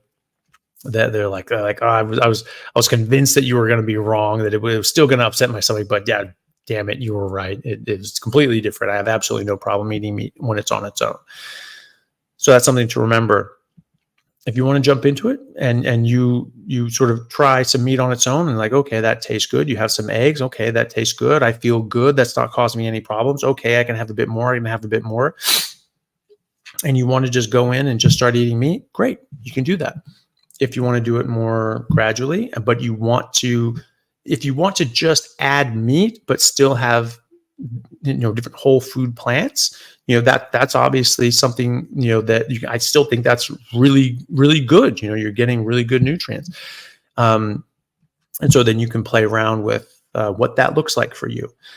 If you want to eventually get to a carnivore diet and try that to help with all of your issues, which I think would really help you by going on a full carnivore diet. You can either jump straight in, like I said, with that sort of transition pathway, or if you want to do it a bit more slowly, you introduce the meat like we said, and then you cut out carbs and sugar. First and foremost, alcohol, obviously, just get rid of that stuff. All cooking oils, seed oils, plant oils, get rid of those things. They're just toxic. They're not what you want. You don't want any of that stuff. Artificial sweeteners as well. Just get rid of that crap. So that's first and foremost. And then you start reducing other things. And you mark it on the calendar in your phone or on the wall. Probably better on the wall. You have an X. So you're like, today, I'm cutting out carbs, sugar, alcohol, seed oils. Great. The next week, big X, cutting out nightshades, potatoes, tomatoes, eggplants, peppers, right? Next week, big X, cutting out high oxalate foods like spinach and those sorts of things.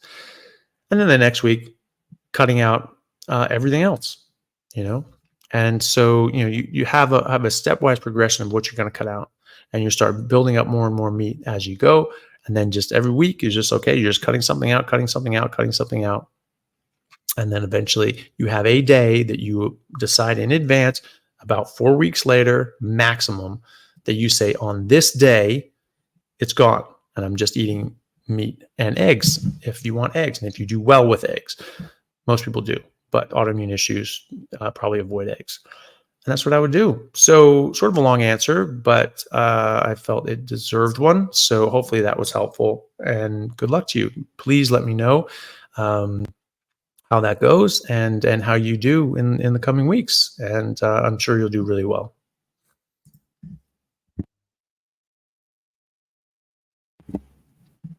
Okay, Larry Scott, thank you very much for the super chat. 61-year-old male, 30 pounds, lost 173 pounds, 100% strict carnivore in 6 months. That's fantastic. Yeah, that's really, really good.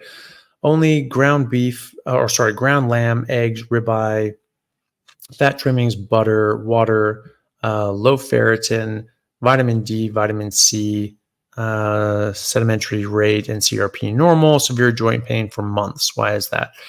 Well, it's a good question. I'm just trying to say, are you low in vitamin D and vitamin? You're saying low ferritin. Is that also low vitamin D and vitamin C? Vitamin C wouldn't worry too much about. You don't need nearly as much vitamin C when you're on a carnivore diet, because you just don't need it to make collagen, because you have all the precursors to make collagen, and you absorb a lot more of it when you're not eating carbs, and you just need less of it. And so it's not that much of an issue. Vitamin D you want. That comes from animal fats, and that comes from being out in the sun. So do that. Get out in the sun, eat a lot of fat, and grass-fed butter, those sorts of things. Grass-fed fat trimmings, those will have more vitamin D3 than the grain finished. So those are some things to look at. But the severe joint pain for months, try cutting out everything except the red meat and water.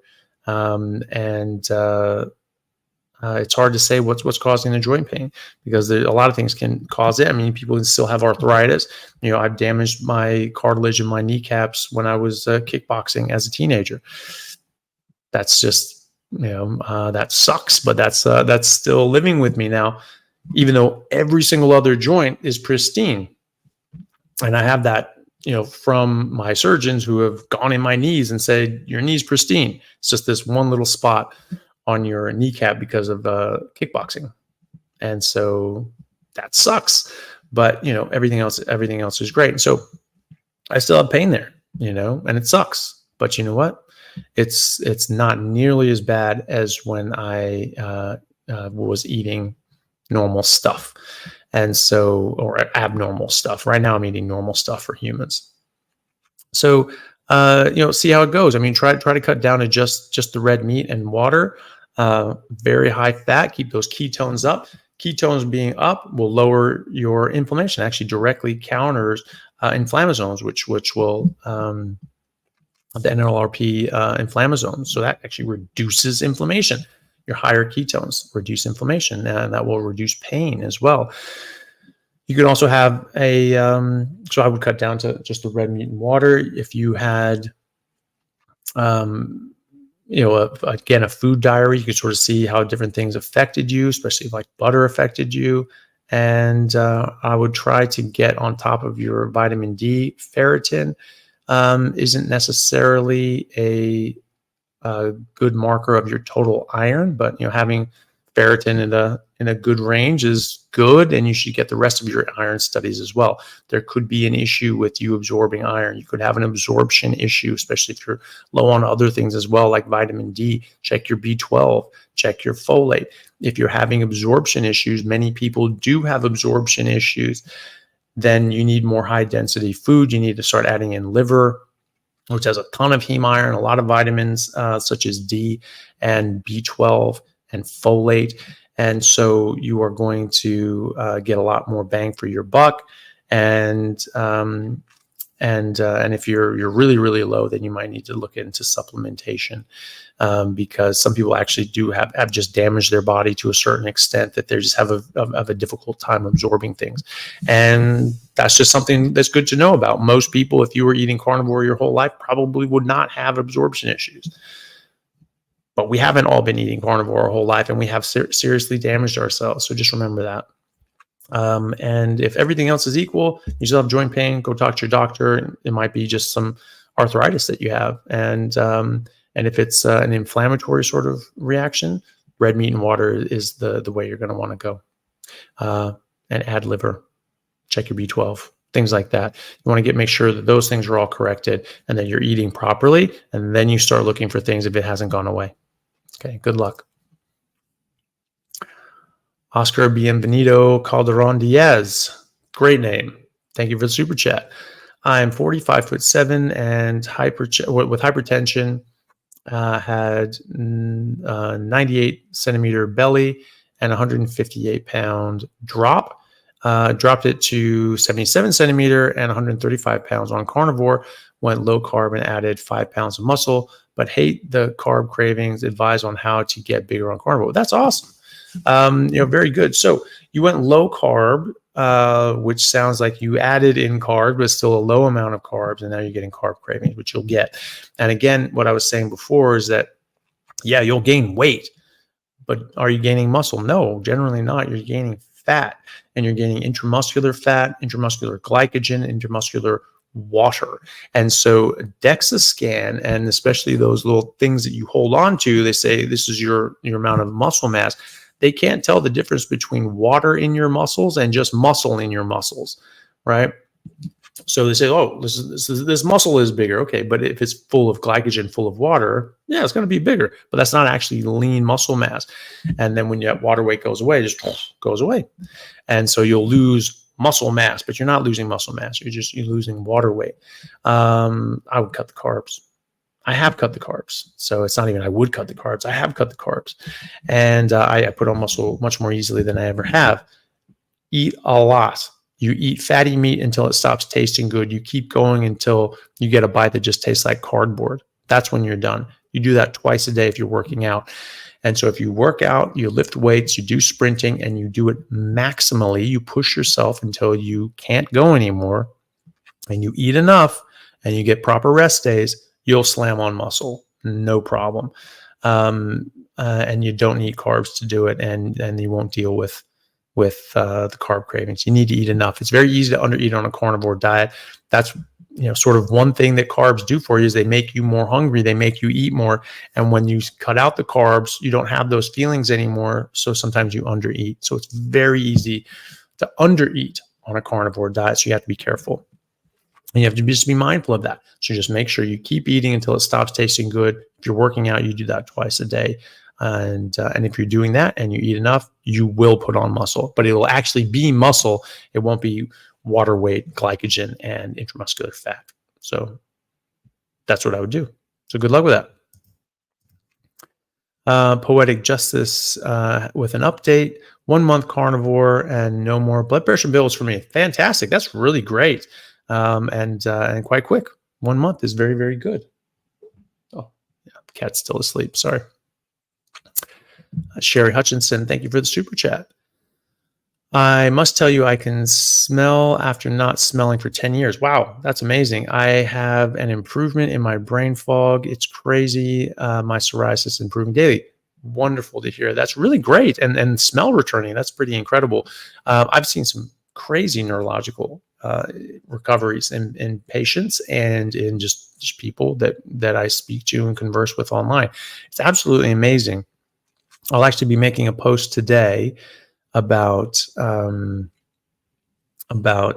different, I post these every now and then, people sending me things like this, and I sort of collect them and put them in a post and just have these success stories. And I'm going to be doing another one. It's just pages, 10 pages of these things. So it's just amazing to see the recoveries people are having and just seeing what the body can actually do and how much it can heal. So that's really, not all things can heal. There is such thing as damage done, but it is amazing that the body can heal as much as it does. So that's really great to hear. I'm glad to hear that you can smell things again. Hopefully that's something that you enjoy. Hopefully your house smells nice and you're not, that didn't just set you up for a loss, but that sounds great. And I'm really glad to hear that you're doing so much better. Emma Esther says, I do keto for epilepsy, but do seem to need sugar to utilize the fats. Sauna and jacuzzi also has been good for joint pain. Well, that's good. Yeah, well, I wonder what you mean by needing carbs to utilize the fats, because you make all the carbs you need, and so you'll have all the carbs and sugar that your body needs. You'll make those physiologically. So if you just don't eat carbs and you measure your blood sugar, it will actually maintain at a normal level. And so but your ketones will come up, and if you do eat some carbs, that can actually suppress your ketones, which for epilepsy is probably not what you want to do. At least the early studies suggest that it's better to have higher ketone levels to suppress epilepsy. And I think that just eating the wrong things could potentially trigger epilepsy. I mean, there are other non-carbohydrate triggers for seizures that people commonly present or report. Coffee, I've seen, caffeine, things like that. I've definitely seen people report that as a trigger for their epilepsy. And so, it's I just think you just get rid of these plant toxins and be in a state of ketosis so that your brain is running on proper fuel, and you're lowering inflammation. I think those are all very important things. So, but whatever works for you. I'm glad that it was working for you, and hopefully you are seizure free and with minimal to no medications. And thank you for being here. I hope you're doing well. I'm glad you're doing well. It sounds like you're doing well. Brad, thank you for the super chat. Heard you got men off testosterone replacement therapy. 46 years. Yes, that's true. I've gotten a lot of people off testosterone replacement therapy by going carnivore.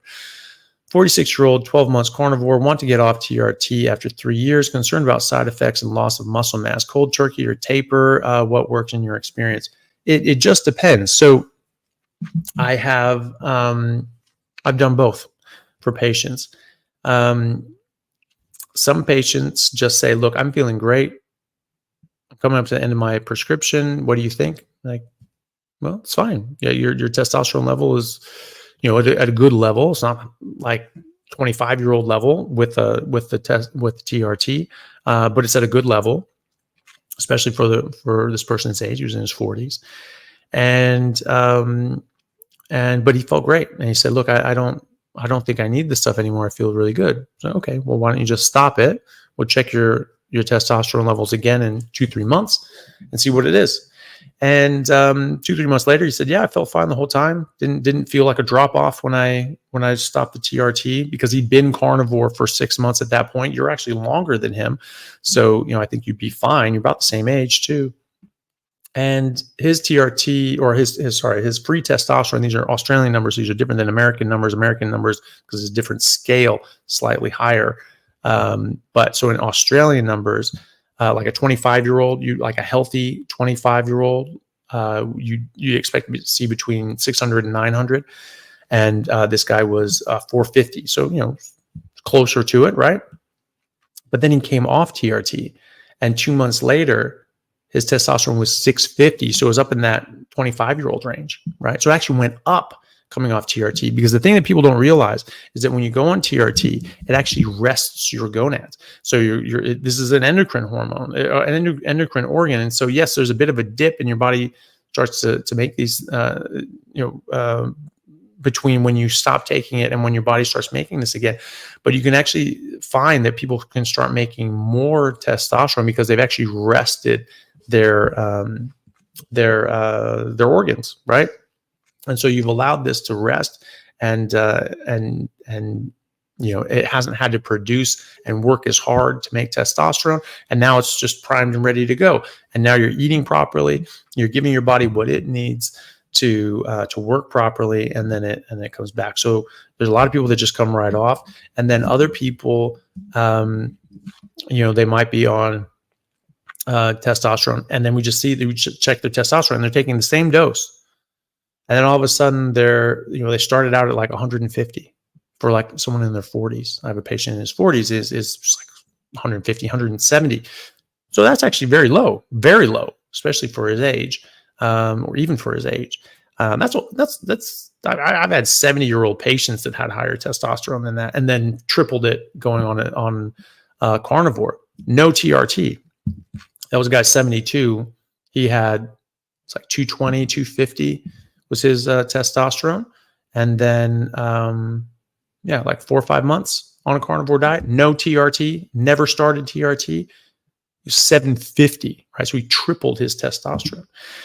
So this gentleman had even lower than that. It was in the 100s, 150, 170, something like that. He got put on TRT by another doctor at my practice, and I inherited him after he retired.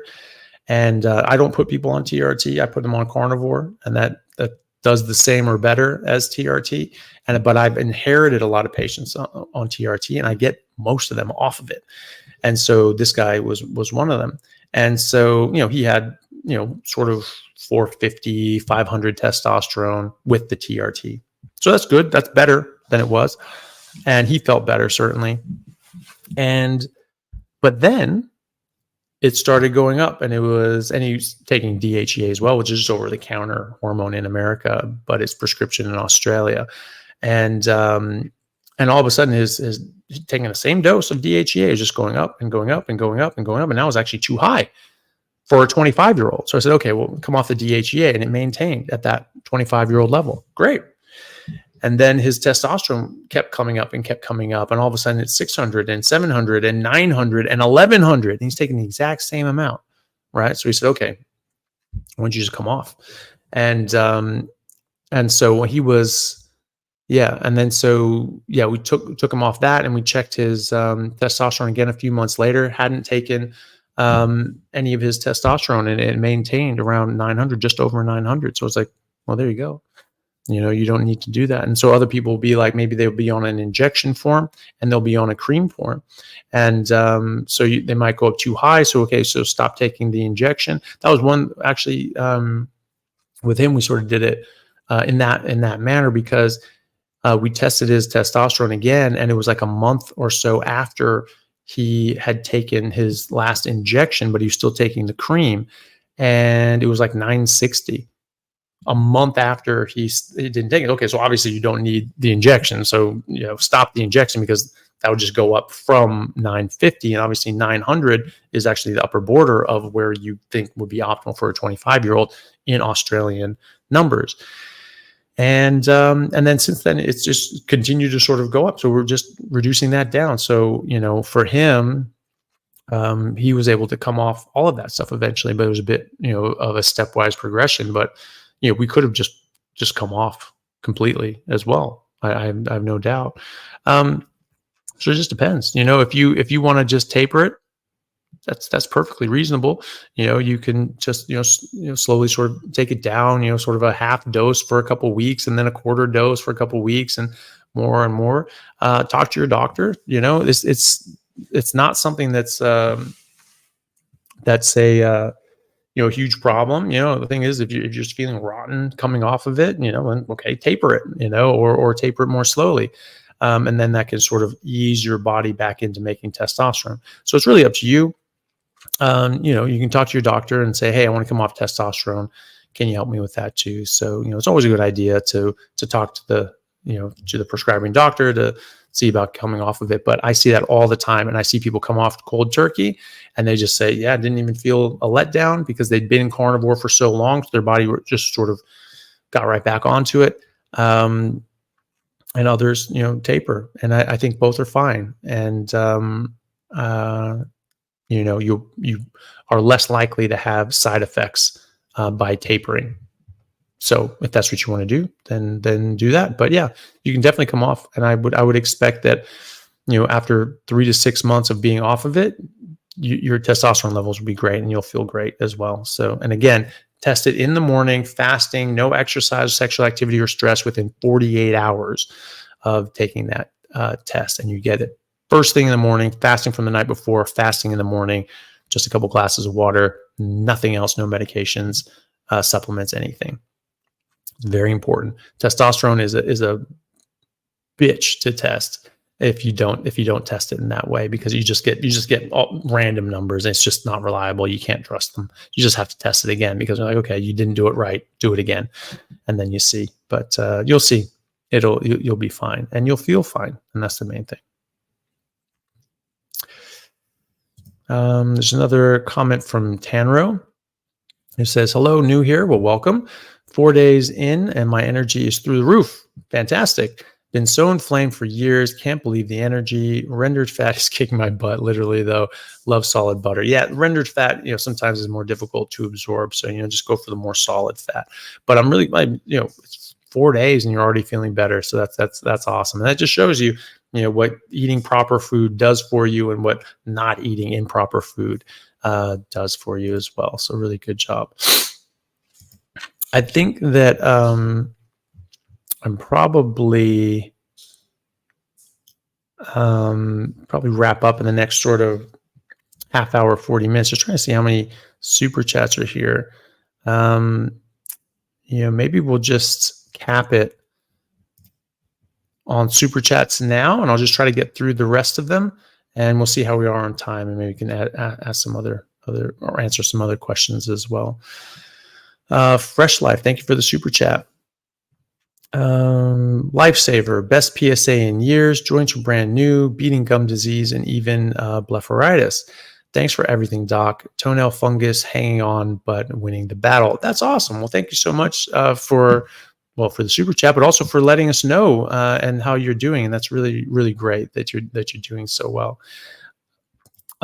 So yeah, that's really great to hear. I'm really glad to hear that, and hopefully that helps inspire other people to give it a try and hopefully reverse those same things and more. So thank you very much for that, and thanks for joining the chat. And always good to have everyone here.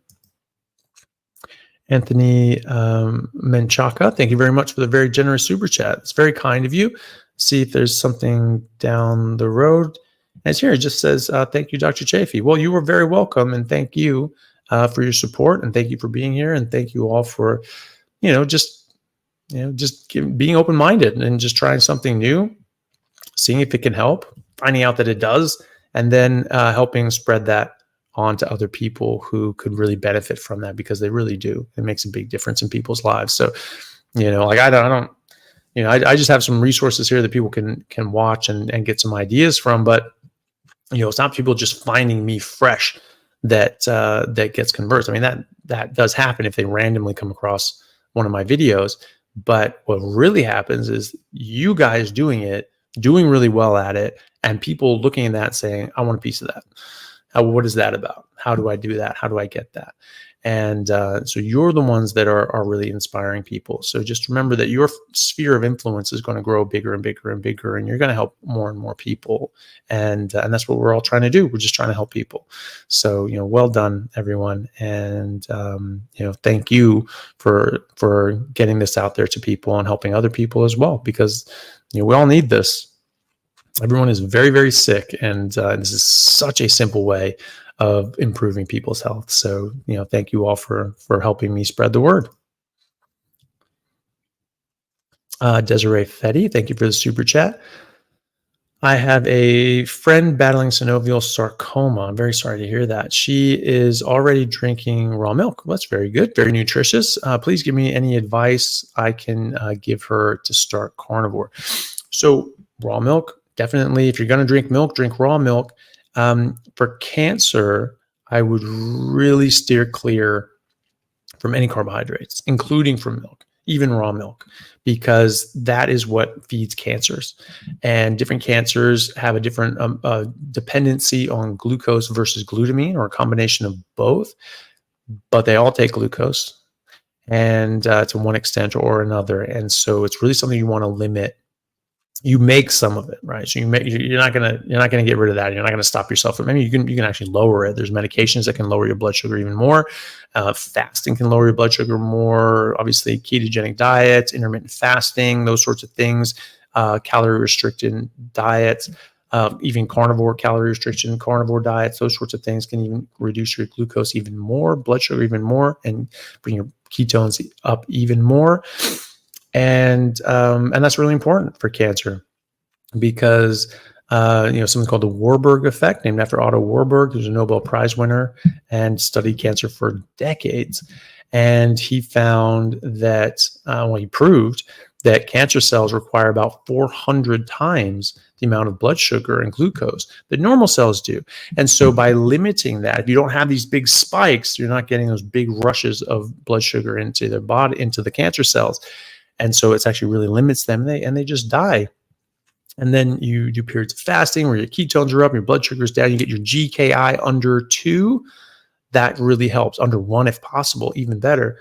And then you can think about these other repurposed drugs that will interrupt glutamine metabolism as well. And this is something that Professor Seyfried from Boston College, who has over 150 peer-reviewed publications on the subject of cancer biology and ketogenic diets and ketogenic metabolic therapy for cancers. You can look up his work, Seyfried. You can also look up our interview together on YouTube. It's my most popular video. Most popular long form video. It's like almost 2 million views, which is crazy because it's an hour and a half long, and it's about cancer biology, so it's wild that there's that much interest in it, but it's also very good. So, doing those sorts of things are going to limit the amount of energy that's available to those cancer cells. And so I think it's really important for people to really attack this aggressively, because it's attacking us aggressively. And so I actually shared something from Professor Seyfried on my story on Instagram today. So people watching this fresh today, go on my Instagram and check that story out. And he sort of talks about this and how this affects the cancer cells and why they die when you limit the energy available to them in this way. And other cells actually cannibalize these cancer cells, because they, if you're fasting and you're like, hey, we need to break these things down, they go after these and take these things out. So it's very beneficial. So I would think I would start by watching the interview I did with Professor Seyfried. I also have a lecture that I gave at a medical conference in San Diego last year that was just called Ketogenic Metabolic Therapy as a Novel Adjunct to Standard of Care for the Treatment of Cancer. Bit of a mouthful, which is probably why it's not doing as well as it could on YouTube, but it's done decently well. But it's important, and it does seem to work in preclinical and now clinical trials. Actually, quite a lot of clinical trials in a number of different cancers. I don't know about synovial sarcoma. I haven't seen any specific studies in that. However, the biological principles apply to all cancers, that they all require more glucose. They all have damaged mitochondria, things like that. So the same principles should apply, because it's an underlying physiological mechanism. So good luck to her. Just encourage zero carb and watch those videos, and hopefully that helps inspire her to to try something like this, because I think it would help. I think it would help anybody going through this. Good luck. T. Lems says, Doc, I'm a rugby player. I play as a prop and I'm on Carnivore. How can I eat the night before game day and on game day? Does staying hungry during a game mean not eat on the game day, or eat something small? If you're going to eat something very small, and like at minimum 5 hours before your game. For me, nothing. I ate nothing. I even felt better. I typically didn't even eat a big dinner or any dinner the day before. Like I would be fasting 24 hours by the time I get them, sometimes more. I always felt better. I always told my teammates and players, always play hungry, because it just gives you a bit of an edge. If you're just satisfied and all satiated, everything's fine. You don't have that killer instinct and edge. Your body wants that bit of a like, hey, you need to go kill something. Like, go do it. Here's energy, here's aggression, here's testosterone. Go do it. Go kill a mammoth. You guys, like, yeah, it's go time. And I just sort of the way I thought about it. But whether or not that's true or not, who knows? But that's what I experienced, and so and a lot of other people experience the same thing. I know a lot of professional rugby players that never eat the day of the game, even if it's like a whole tournament, the whole day, and you're going till 7, 8 o'clock at night. Just will not eat the entire day, and I don't either. And I've always felt better. Like anytime I had anything to eat, I always regretted it. So the night before, you just eat meat, right? So you just eat, fatty steak, fatty meat, and then don't eat a thing on the game day. I wouldn't even eat anything if it was like a 7 p.m. game. If you could make an argument for that, having a light sort of breakfast, like not much of it, have just a smaller steak and a couple eggs or something like that, and then getting on with your day or whatever. With nighttime games, it's a bit weird, but I typically didn't even do that. And so I would, that's what I would suggest. And just give it a try, especially if it's like an afternoon game, late morning, afternoon game. Definitely don't eat anything before the game. Have dinner the night before, see how you feel. Maybe even have a late lunch and leave it at that, and don't eat all that much at night. I always felt better. Like if I was getting to the point where it's like late, I wouldn't eat dinner. It was just like, no, it's too late. I'm just going to go to sleep and get ready for the game. I don't want to eat this late. So that was me, but play with it. I definitely wouldn't eat the day of the game, and see how you feel eating the day before. I typically would feel better eating like a late lunch in the afternoon and then nothing late at night. So, but give it a try. See how you go. And this is a super chat from the same gentleman, who's sort of asking a similar thing. I'm a rugby union player, plays prop. How can I stay hydrated on Carnivore when eating on a night before on a game day? So I would drink a lot of water. I would drink a lot of water leading up to it, like a lot of water. I would typically drink like 2 gallons of water a day leading up to a game, and then I would be drinking a lot of water on the game day. Now, there are people who argue that you're doing like a marathon or you're doing these sorts of things is actually counterproductive to drink water. For me, I felt better drinking water. So maybe just drink a lot of water leading up to it, and then you do some self-experiments and see if you do better with more water on game day or less water on game day. For me, I did better with more water on game day, but that was just me. So, but the food side of things, definitely play hungry. Louis Orellana. Ooh, I don't know how to pronounce that. I'm sorry. Thank you for the super chat, though. Talk about gastritis, betaine, HCl, etc. I'm bad. So, if you have gastritis, this is irritation and damage to the stomach lining, typically because you're eating carbs, and you eat carbs that raises insulin. Insulin increases HCl production in the stomach, which actually makes it more acidic. Too acidic. You want it acidic. You don't want it too acidic. And if it's too acidic, and especially if you're taking medications like NSAIDs or other sorts of things that can damage the protective lining in the stomach, then you're going to get damage. You're going to get gastritis, and that takes a while to heal. Getting rid of the carbs and the sugar and the insulin will get your pH to a more normal level that your body should be able to protect your stomach against, and your body should be able to heal. If you're still having damage, you have really bad gastritis, it may be that you need to take a PPI for a month and just let your body heal. And once it's healed, then you get back to eating normal. Well, you eat a normal carnivore diet anyway, but you may take a PPI, and that can help your body heal and settle things down.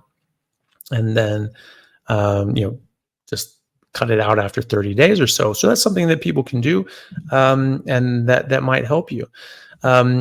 If your body just heals it on its own just by eating a natural carnivore diet, great. And if you need a little bit of help, there are medications that help. I'm still, a firm believer that there are medications that can actually help you, and in certain circumstances, they can be used to great effect. I think that 90% of the issues that we treat don't need medications; they just need diet and lifestyle interventions. But that means that there's 10% of things that do. So it may be that you'll be helped by that. Okay, so give that a try, and hopefully just carnivore sorts it out. If not, talk to your doctor about maybe going on a short-term medications to let your body heal from the gastritis. Good luck. My Fly Style, thank you very much for the super chat. A month on carnivore, 85%, very well done. A few veggies, coconut oil, and manna. Reduce caffeine, very hard to do, so well done there. Using unsweetened non-dairy creamers. Stomach is flatter, lost 6 pounds, acne vanishing, sleep and energy need serious help. Well, first of all, great job improving. I mean, it's already improving a lot, and you've moved drastically in the right direction, and you've gotten actually pretty great results already in just a month, which is great. Sleep and energy needs serious help. So a lot of people improve their sleep when they go on a full carnivore diet. So but some people, it's weird. Some people seem to have a bit worse sleep. The vast majority of people improve their sleep when they go full on just meat and water. So that's something you could consider. If you try getting rid of the rest of that, plant stuff, and just go straight meat and water and see how you go. That could help. Optimizing your sleep routine, going to bed at the same time, turning off lights an hour before you want to be asleep, getting off screens and phones and all these other sorts of things are all very important to do. And that can definitely help. Energy levels, what there, I wonder, how much little carbs are still in your diet, because the thing is that for energy levels, for overall health, low carb is much better than high carb. But for energy levels, low carb can sometimes be worse than no carb, because if you are having low carb, and low carb means different things to different people, but if you're having some carbohydrates, enough to raise your insulin, you'll actually get reactive hypoglycemia. So your blood sugar goes up for a bit, but then it goes down. And now your insulin is up high enough that you don't make blood sugar, you don't make glycogen, you don't make ketones. And so you don't make energy. And you don't feel well. And so even that little bit of carbs actually can make you feel worse. And so when you get rid of that last little bit of carbs, you actually feel better, because now your body's making its own blood sugar and ketones, and you actually feel a lot better. I would try that. I would try getting rid of all carbohydrates, try to get rid of the dairy and things like that. Anything with sweeteners, anything with sugar, it's unsweetened dairy creamers, but dairy itself can have sugar, glucose, those sorts of things. But it's like a creamer, maybe not. But just see what you're doing. If you're having any sort of carbs, maybe just try to cut those out. Maybe try 30 days of just eating fatty meat and water. Do try to eat enough. Make sure you're getting enough fat too. Fat is where your energy comes from, and so you're not going to have as good of energy if you're not getting enough fat as well. It also takes time to fully keto adapt. It can take 8 weeks, 4 months, 6 months before people are truly keto adapted, and then 2 years before your mitochondria are fully primed up and working as well as they possibly can be. You'll be getting better the whole time, but you'll be getting better and better and better and better and better as you go. And so sometimes people don't feel as good as they could, or better than they did for months. And that's rare. Most people feel a lot better even early on, but people react a bit differently. So I would try that. I would try cutting out absolutely everything, and really try cutting out every single scrap of carbohydrates. And that usually will help energy levels. Make sure you're drinking enough water. Make sure you're eating enough, and eating enough fat. Don't eat during the day, because if you eat a big meal, you're going to get tired afterwards. You're going to have horrible energy levels. You eat at night, after you're done with your day, you have your big meal, you eat until it stops tasting good, and you'll naturally be lethargic after that. And you'll probably sleep pretty well after that. Whereas if you eat that in the morning, you eat that in the afternoon, you're going to be very tired after that. And so something to remember as well. So I did a video on why some of the common reasons people get tired. Some of those I went over here, but there's probably a couple others. But that's pretty much it. So check it out. Check it out on the on my YouTube channel. Just getting tired on carnivore diet or whatever. Yeah, and good luck with that. Let me see here.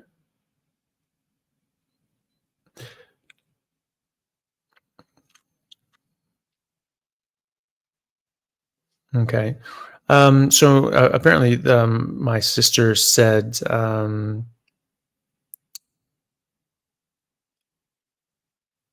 that apparently in the non-dairy creamers, there are different sorts of like oils and seed oils, and it's a non-dairy creamer.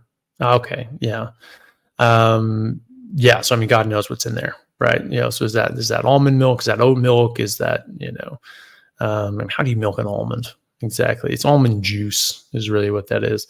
And, it's, so yeah, so that can have things in it that you don't want either. So, yeah, I would definitely cut that out as well. So basically just cut everything out except meat, see how you go, might just sort you out. And hopefully it does. Caleb Robinson, thank you for the super chat. Hello from Perth. Well, hello yourself from Perth. I've been carnivore since January. I've lost 22 kilos without working out and feel great and have exploded in muscle mass. That's fantastic.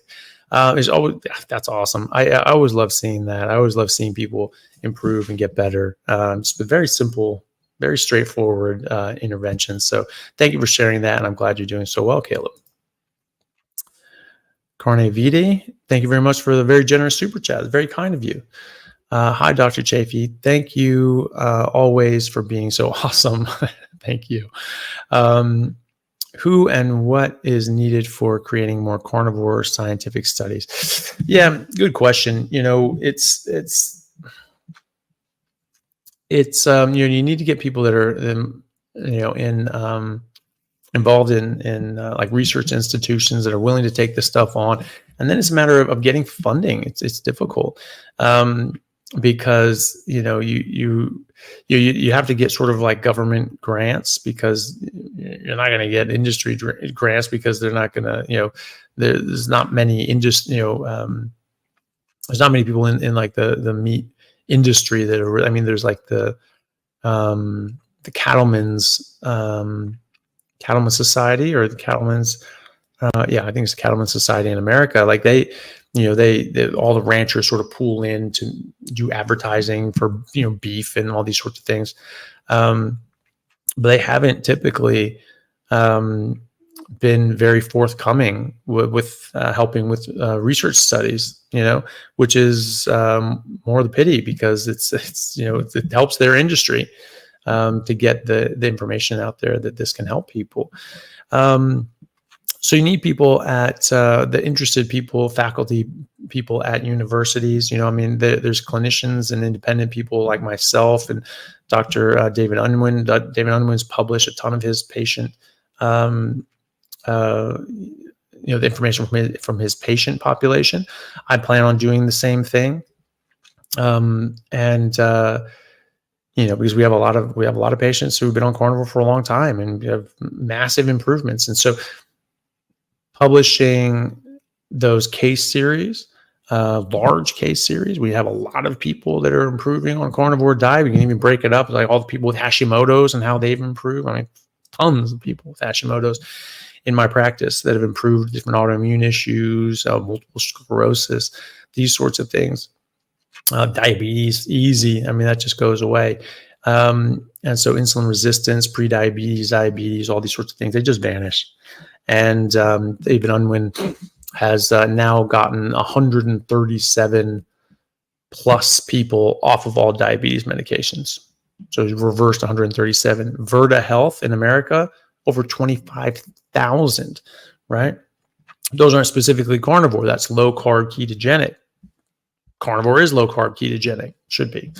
And so I think you need that. You need people that are interested in doing the research, and you need to get funding.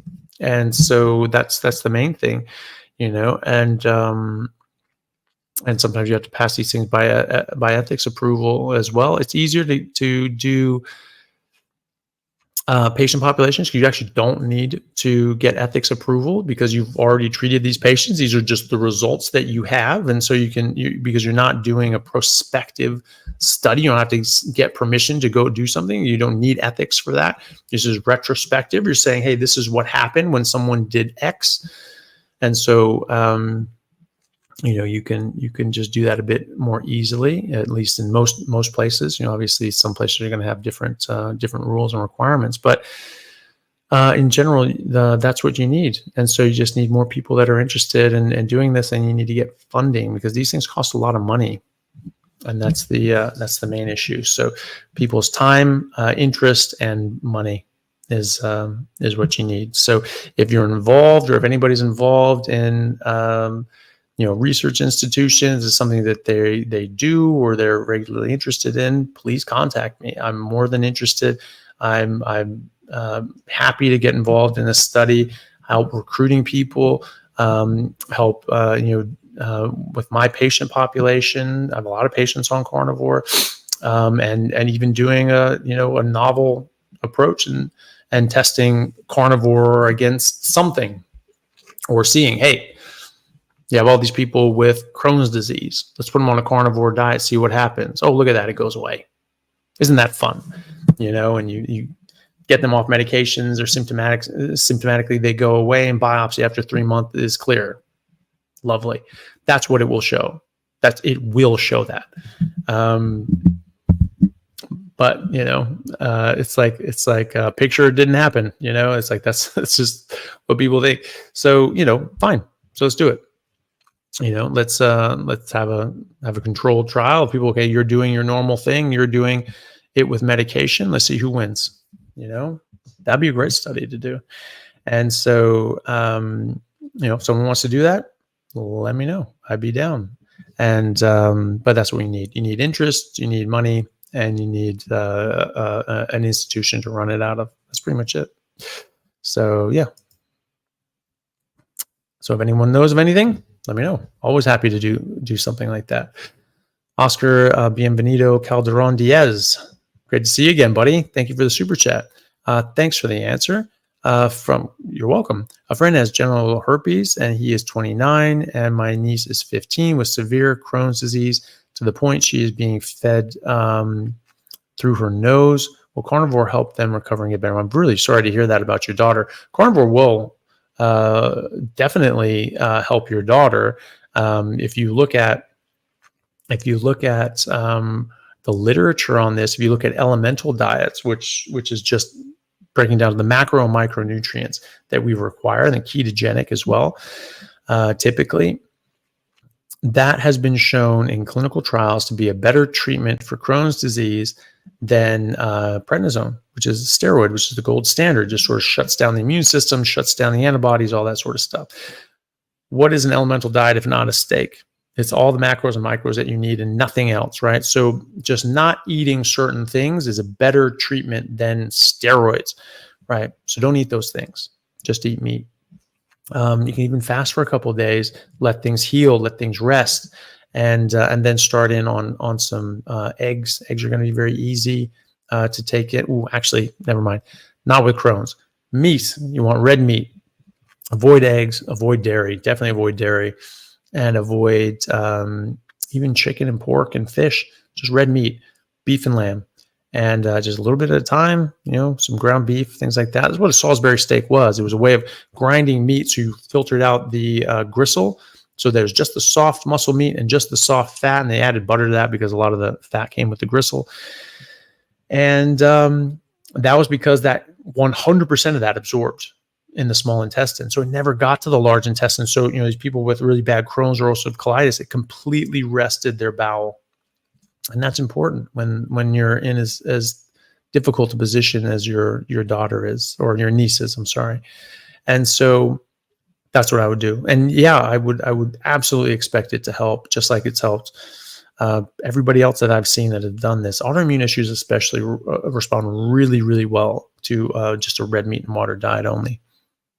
As far as the herpes is concerned, I don't think it would necessarily cure it, but it can definitely improve people's immune system, so they don't have as many flare-ups. They might have it so that their body just works better and has a better defense structure, so it doesn't have as many flare-ups, hopefully. But the problem with these sorts of viruses, they're retroviruses. They live in the cells and they're in the DNA. Basically, if those cells don't die, those cell bodies don't die, the virus doesn't die, and so you're never going to get rid of these things. And so every now and then they'll just cause a problem, and having optimal diet and improving your immune system can help keep that down to a minimum, but it's not going to get rid of it entirely, but it can help symptomatically, and it can help reduce the occurrences of it anyway. But with Crohn's, it can just go away because it can, from what I can tell, autoimmune issues are your body reacting to these plant toxins and other sorts of toxins and making antibodies towards them. And that's getting cross reaction with your body. And the evidence of that is you stop eating these things, the antibodies just go down. So it's not that you're sensitizing yourself and now your body's attacking your body. Oh, that's going to kill. No, because it doesn't matter what you eat. Your antibodies would just keep going up, but they don't. You stop eating plants. You just eat meat, especially red meat. Those antibodies just go right down. And that's what we observe. And that's what we measure. And we can see that. And you can see that in real life, in real time, real fast, especially with something like Crohn's. Crohn's responds very well. So yes, that's definitely something that can help. So yeah, good luck to your niece. So I'm sorry to hear that she's having such a rough time. That's really sad.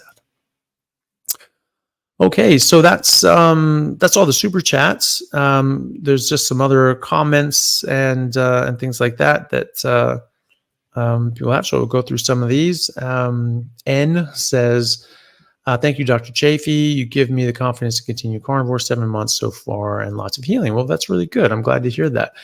We have Arlen Restia from Facebook who says, "Hi, Dr. Chaffee. What's your thought on spirulina and chlorella?" I think those are plant things. Don't eat them. That's probably my thought. Yeah, no plants or fungus, no sugar, any sweeteners, nothing artificial. And that goes for sauces, seasonings, drinks, supplements, everything else like that as well. So that's what I do. I just eat meat and water. I actually don't know what all those things are. The spirulina, I think that's a plant, isn't it? And the chlorella sounds like some sort of chlorophyll supplement. That was one thing early on people were saying, but if you're not eating plants, how do you get your chlorophyll? I'm like, do you need chlorophyll? Did that show up as an essential nutrient that I wasn't aware of? Like, you don't need chlorophyll. And so you don't need any plant at all. So maybe some plants are better or worse. They're all going to have plant defense chemicals. They're all going to be able to defend themselves chemically. And so you don't need them. So I don't have any of those things. Emma Esther, the hard facts are our grandparents cooked meat and everything in lard, ate the whole chicken, including the chicken juice and the gravy, and lived to 90 plus, having never seen a doctor. Yeah, I mean, this is how people live for a very long time. Oh, people died in their 30s. No, they damn well didn't. That was average life expectancy from birth was 38 in the 1800s. And that was because infant mortality was extremely high. It was like 3 out of 5. And, but if you made it to 10, if you survived to 10, on average, you make it to 58. Not 38, 58, right? So if you made it to adulthood, you weren't killed in a war, in a famine, or in some sort of infectious disease, typically you lived as long as you do today, or longer sometimes. So yeah, that's the thing. And we're always eating meat and fat and lard. Oh my God, none of the heart disease that we have today, nothing close to the chronic disease rates that we have now. 90% of deaths in the Western countries, 90% are from these non-communicable chronic diseases. That's insane. 74% around the world, right? So that's all the infectious disease, all the traumas, all the infant mortalities, all the wars, and all these sorts of things. Still, 74% of deaths are non-communicable chronic diseases like heart disease, diabetes, cancer, autoimmunity, all these other sorts of things. Total garbage that people say, oh yeah, well, it's probably always happening, probably even worse because, now we have science diet and we have all these wonderful multi-trillion-dollar corporations that all they care about is your health, not their bottom line, obviously. And so they're putting out these products that are just so good for you because they paid me to say that. It's just like, get out of here. Of course that stuff's not good for you. It didn't even exist 100 years ago, some of these things. And why are you putting things in your body that didn't even exist in nature ever? Some of these things have never existed in nature. Why the hell would you put that in your body or on your body for that matter? Just insane to me. But yeah, just look at anthropology. Look at what happens in the world around you when people eat real food. They are healthier. Anthropology, they talk about how when you have a primitive civilization, they have certain illnesses, they have injuries and infectious disease. That's what they got, and malnutrition, and not getting enough to eat, starvation, things like that, famines. And then when they start being incorporated in more modern societies, civilization, they get different diseases. They die of different things. They live the same amount of time, but they get different problems. Now they get the diseases of civilization. That's what they call them. That's what the non-communicable chronic diseases are. The diabetes, the heart disease, the cancer, the mental health issues, all these autoimmune issues, things like that. They don't have those in their normal society when they're eating normal food. So it does not take much intelligence or insight to realize it's a problem with the food. You change your diet, your health changes, almost as if they're related. So, yeah, I definitely think, looking back at in history, you learn a lot. And that's why all these same people are trying to erase history and pretend it never happened. And because, whoever, controls history controls the present. Because if you say, oh, no, this is what happened, that you learn from history, and people go, oh, okay, that's what's always happened. This is what's always been better. I guess we should do that again now. No. It's really important to know what actually happened. And what actually happened is people ate real food. They ate meat. They ate a lot of animal fat. They lived a hell of a lot healthier lives. And oftentimes they lived a lot longer. So yes, definitely look at those sorts of things. Lisa Lyons says, what a really informative talk tonight, really going into depth. Right. Very thankful, and great moderators too. Well, that's very good. Thank you very much for that. I really appreciate that. And Stink Ass Cat says hello to everyone. Always good to see you. Stinky, my friend. And we have a super sticker here from Alex Doom. Thank you very much, Alex, for the super sticker. That's very nice of you. And Rosa, I think you're talking about the spirulina and the chlorellas and algae. I don't know what algae is classified as. It's classified as don't eat it. That's what it is. Algae is, again, the same thing.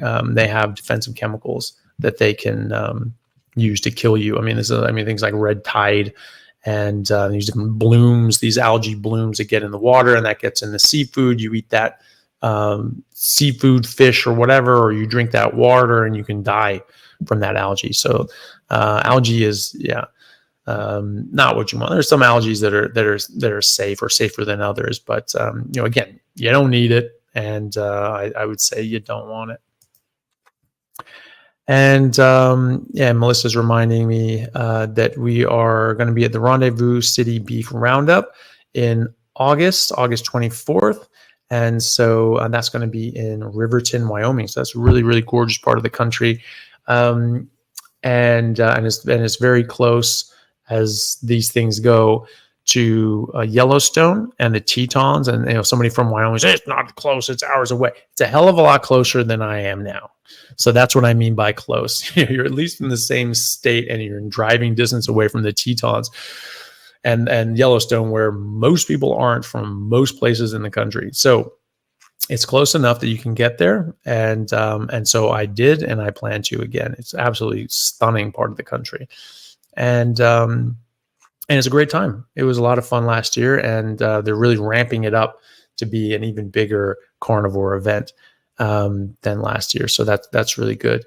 And also in August, the week before that, I'll be at the Symposium for Metabolic Health in San Diego. I'll be giving a talk there, and that's always a great conference as well. That's a CME conference, was generally directed towards clinicians and doctors and researchers, but it's anyone's welcome, and it's always really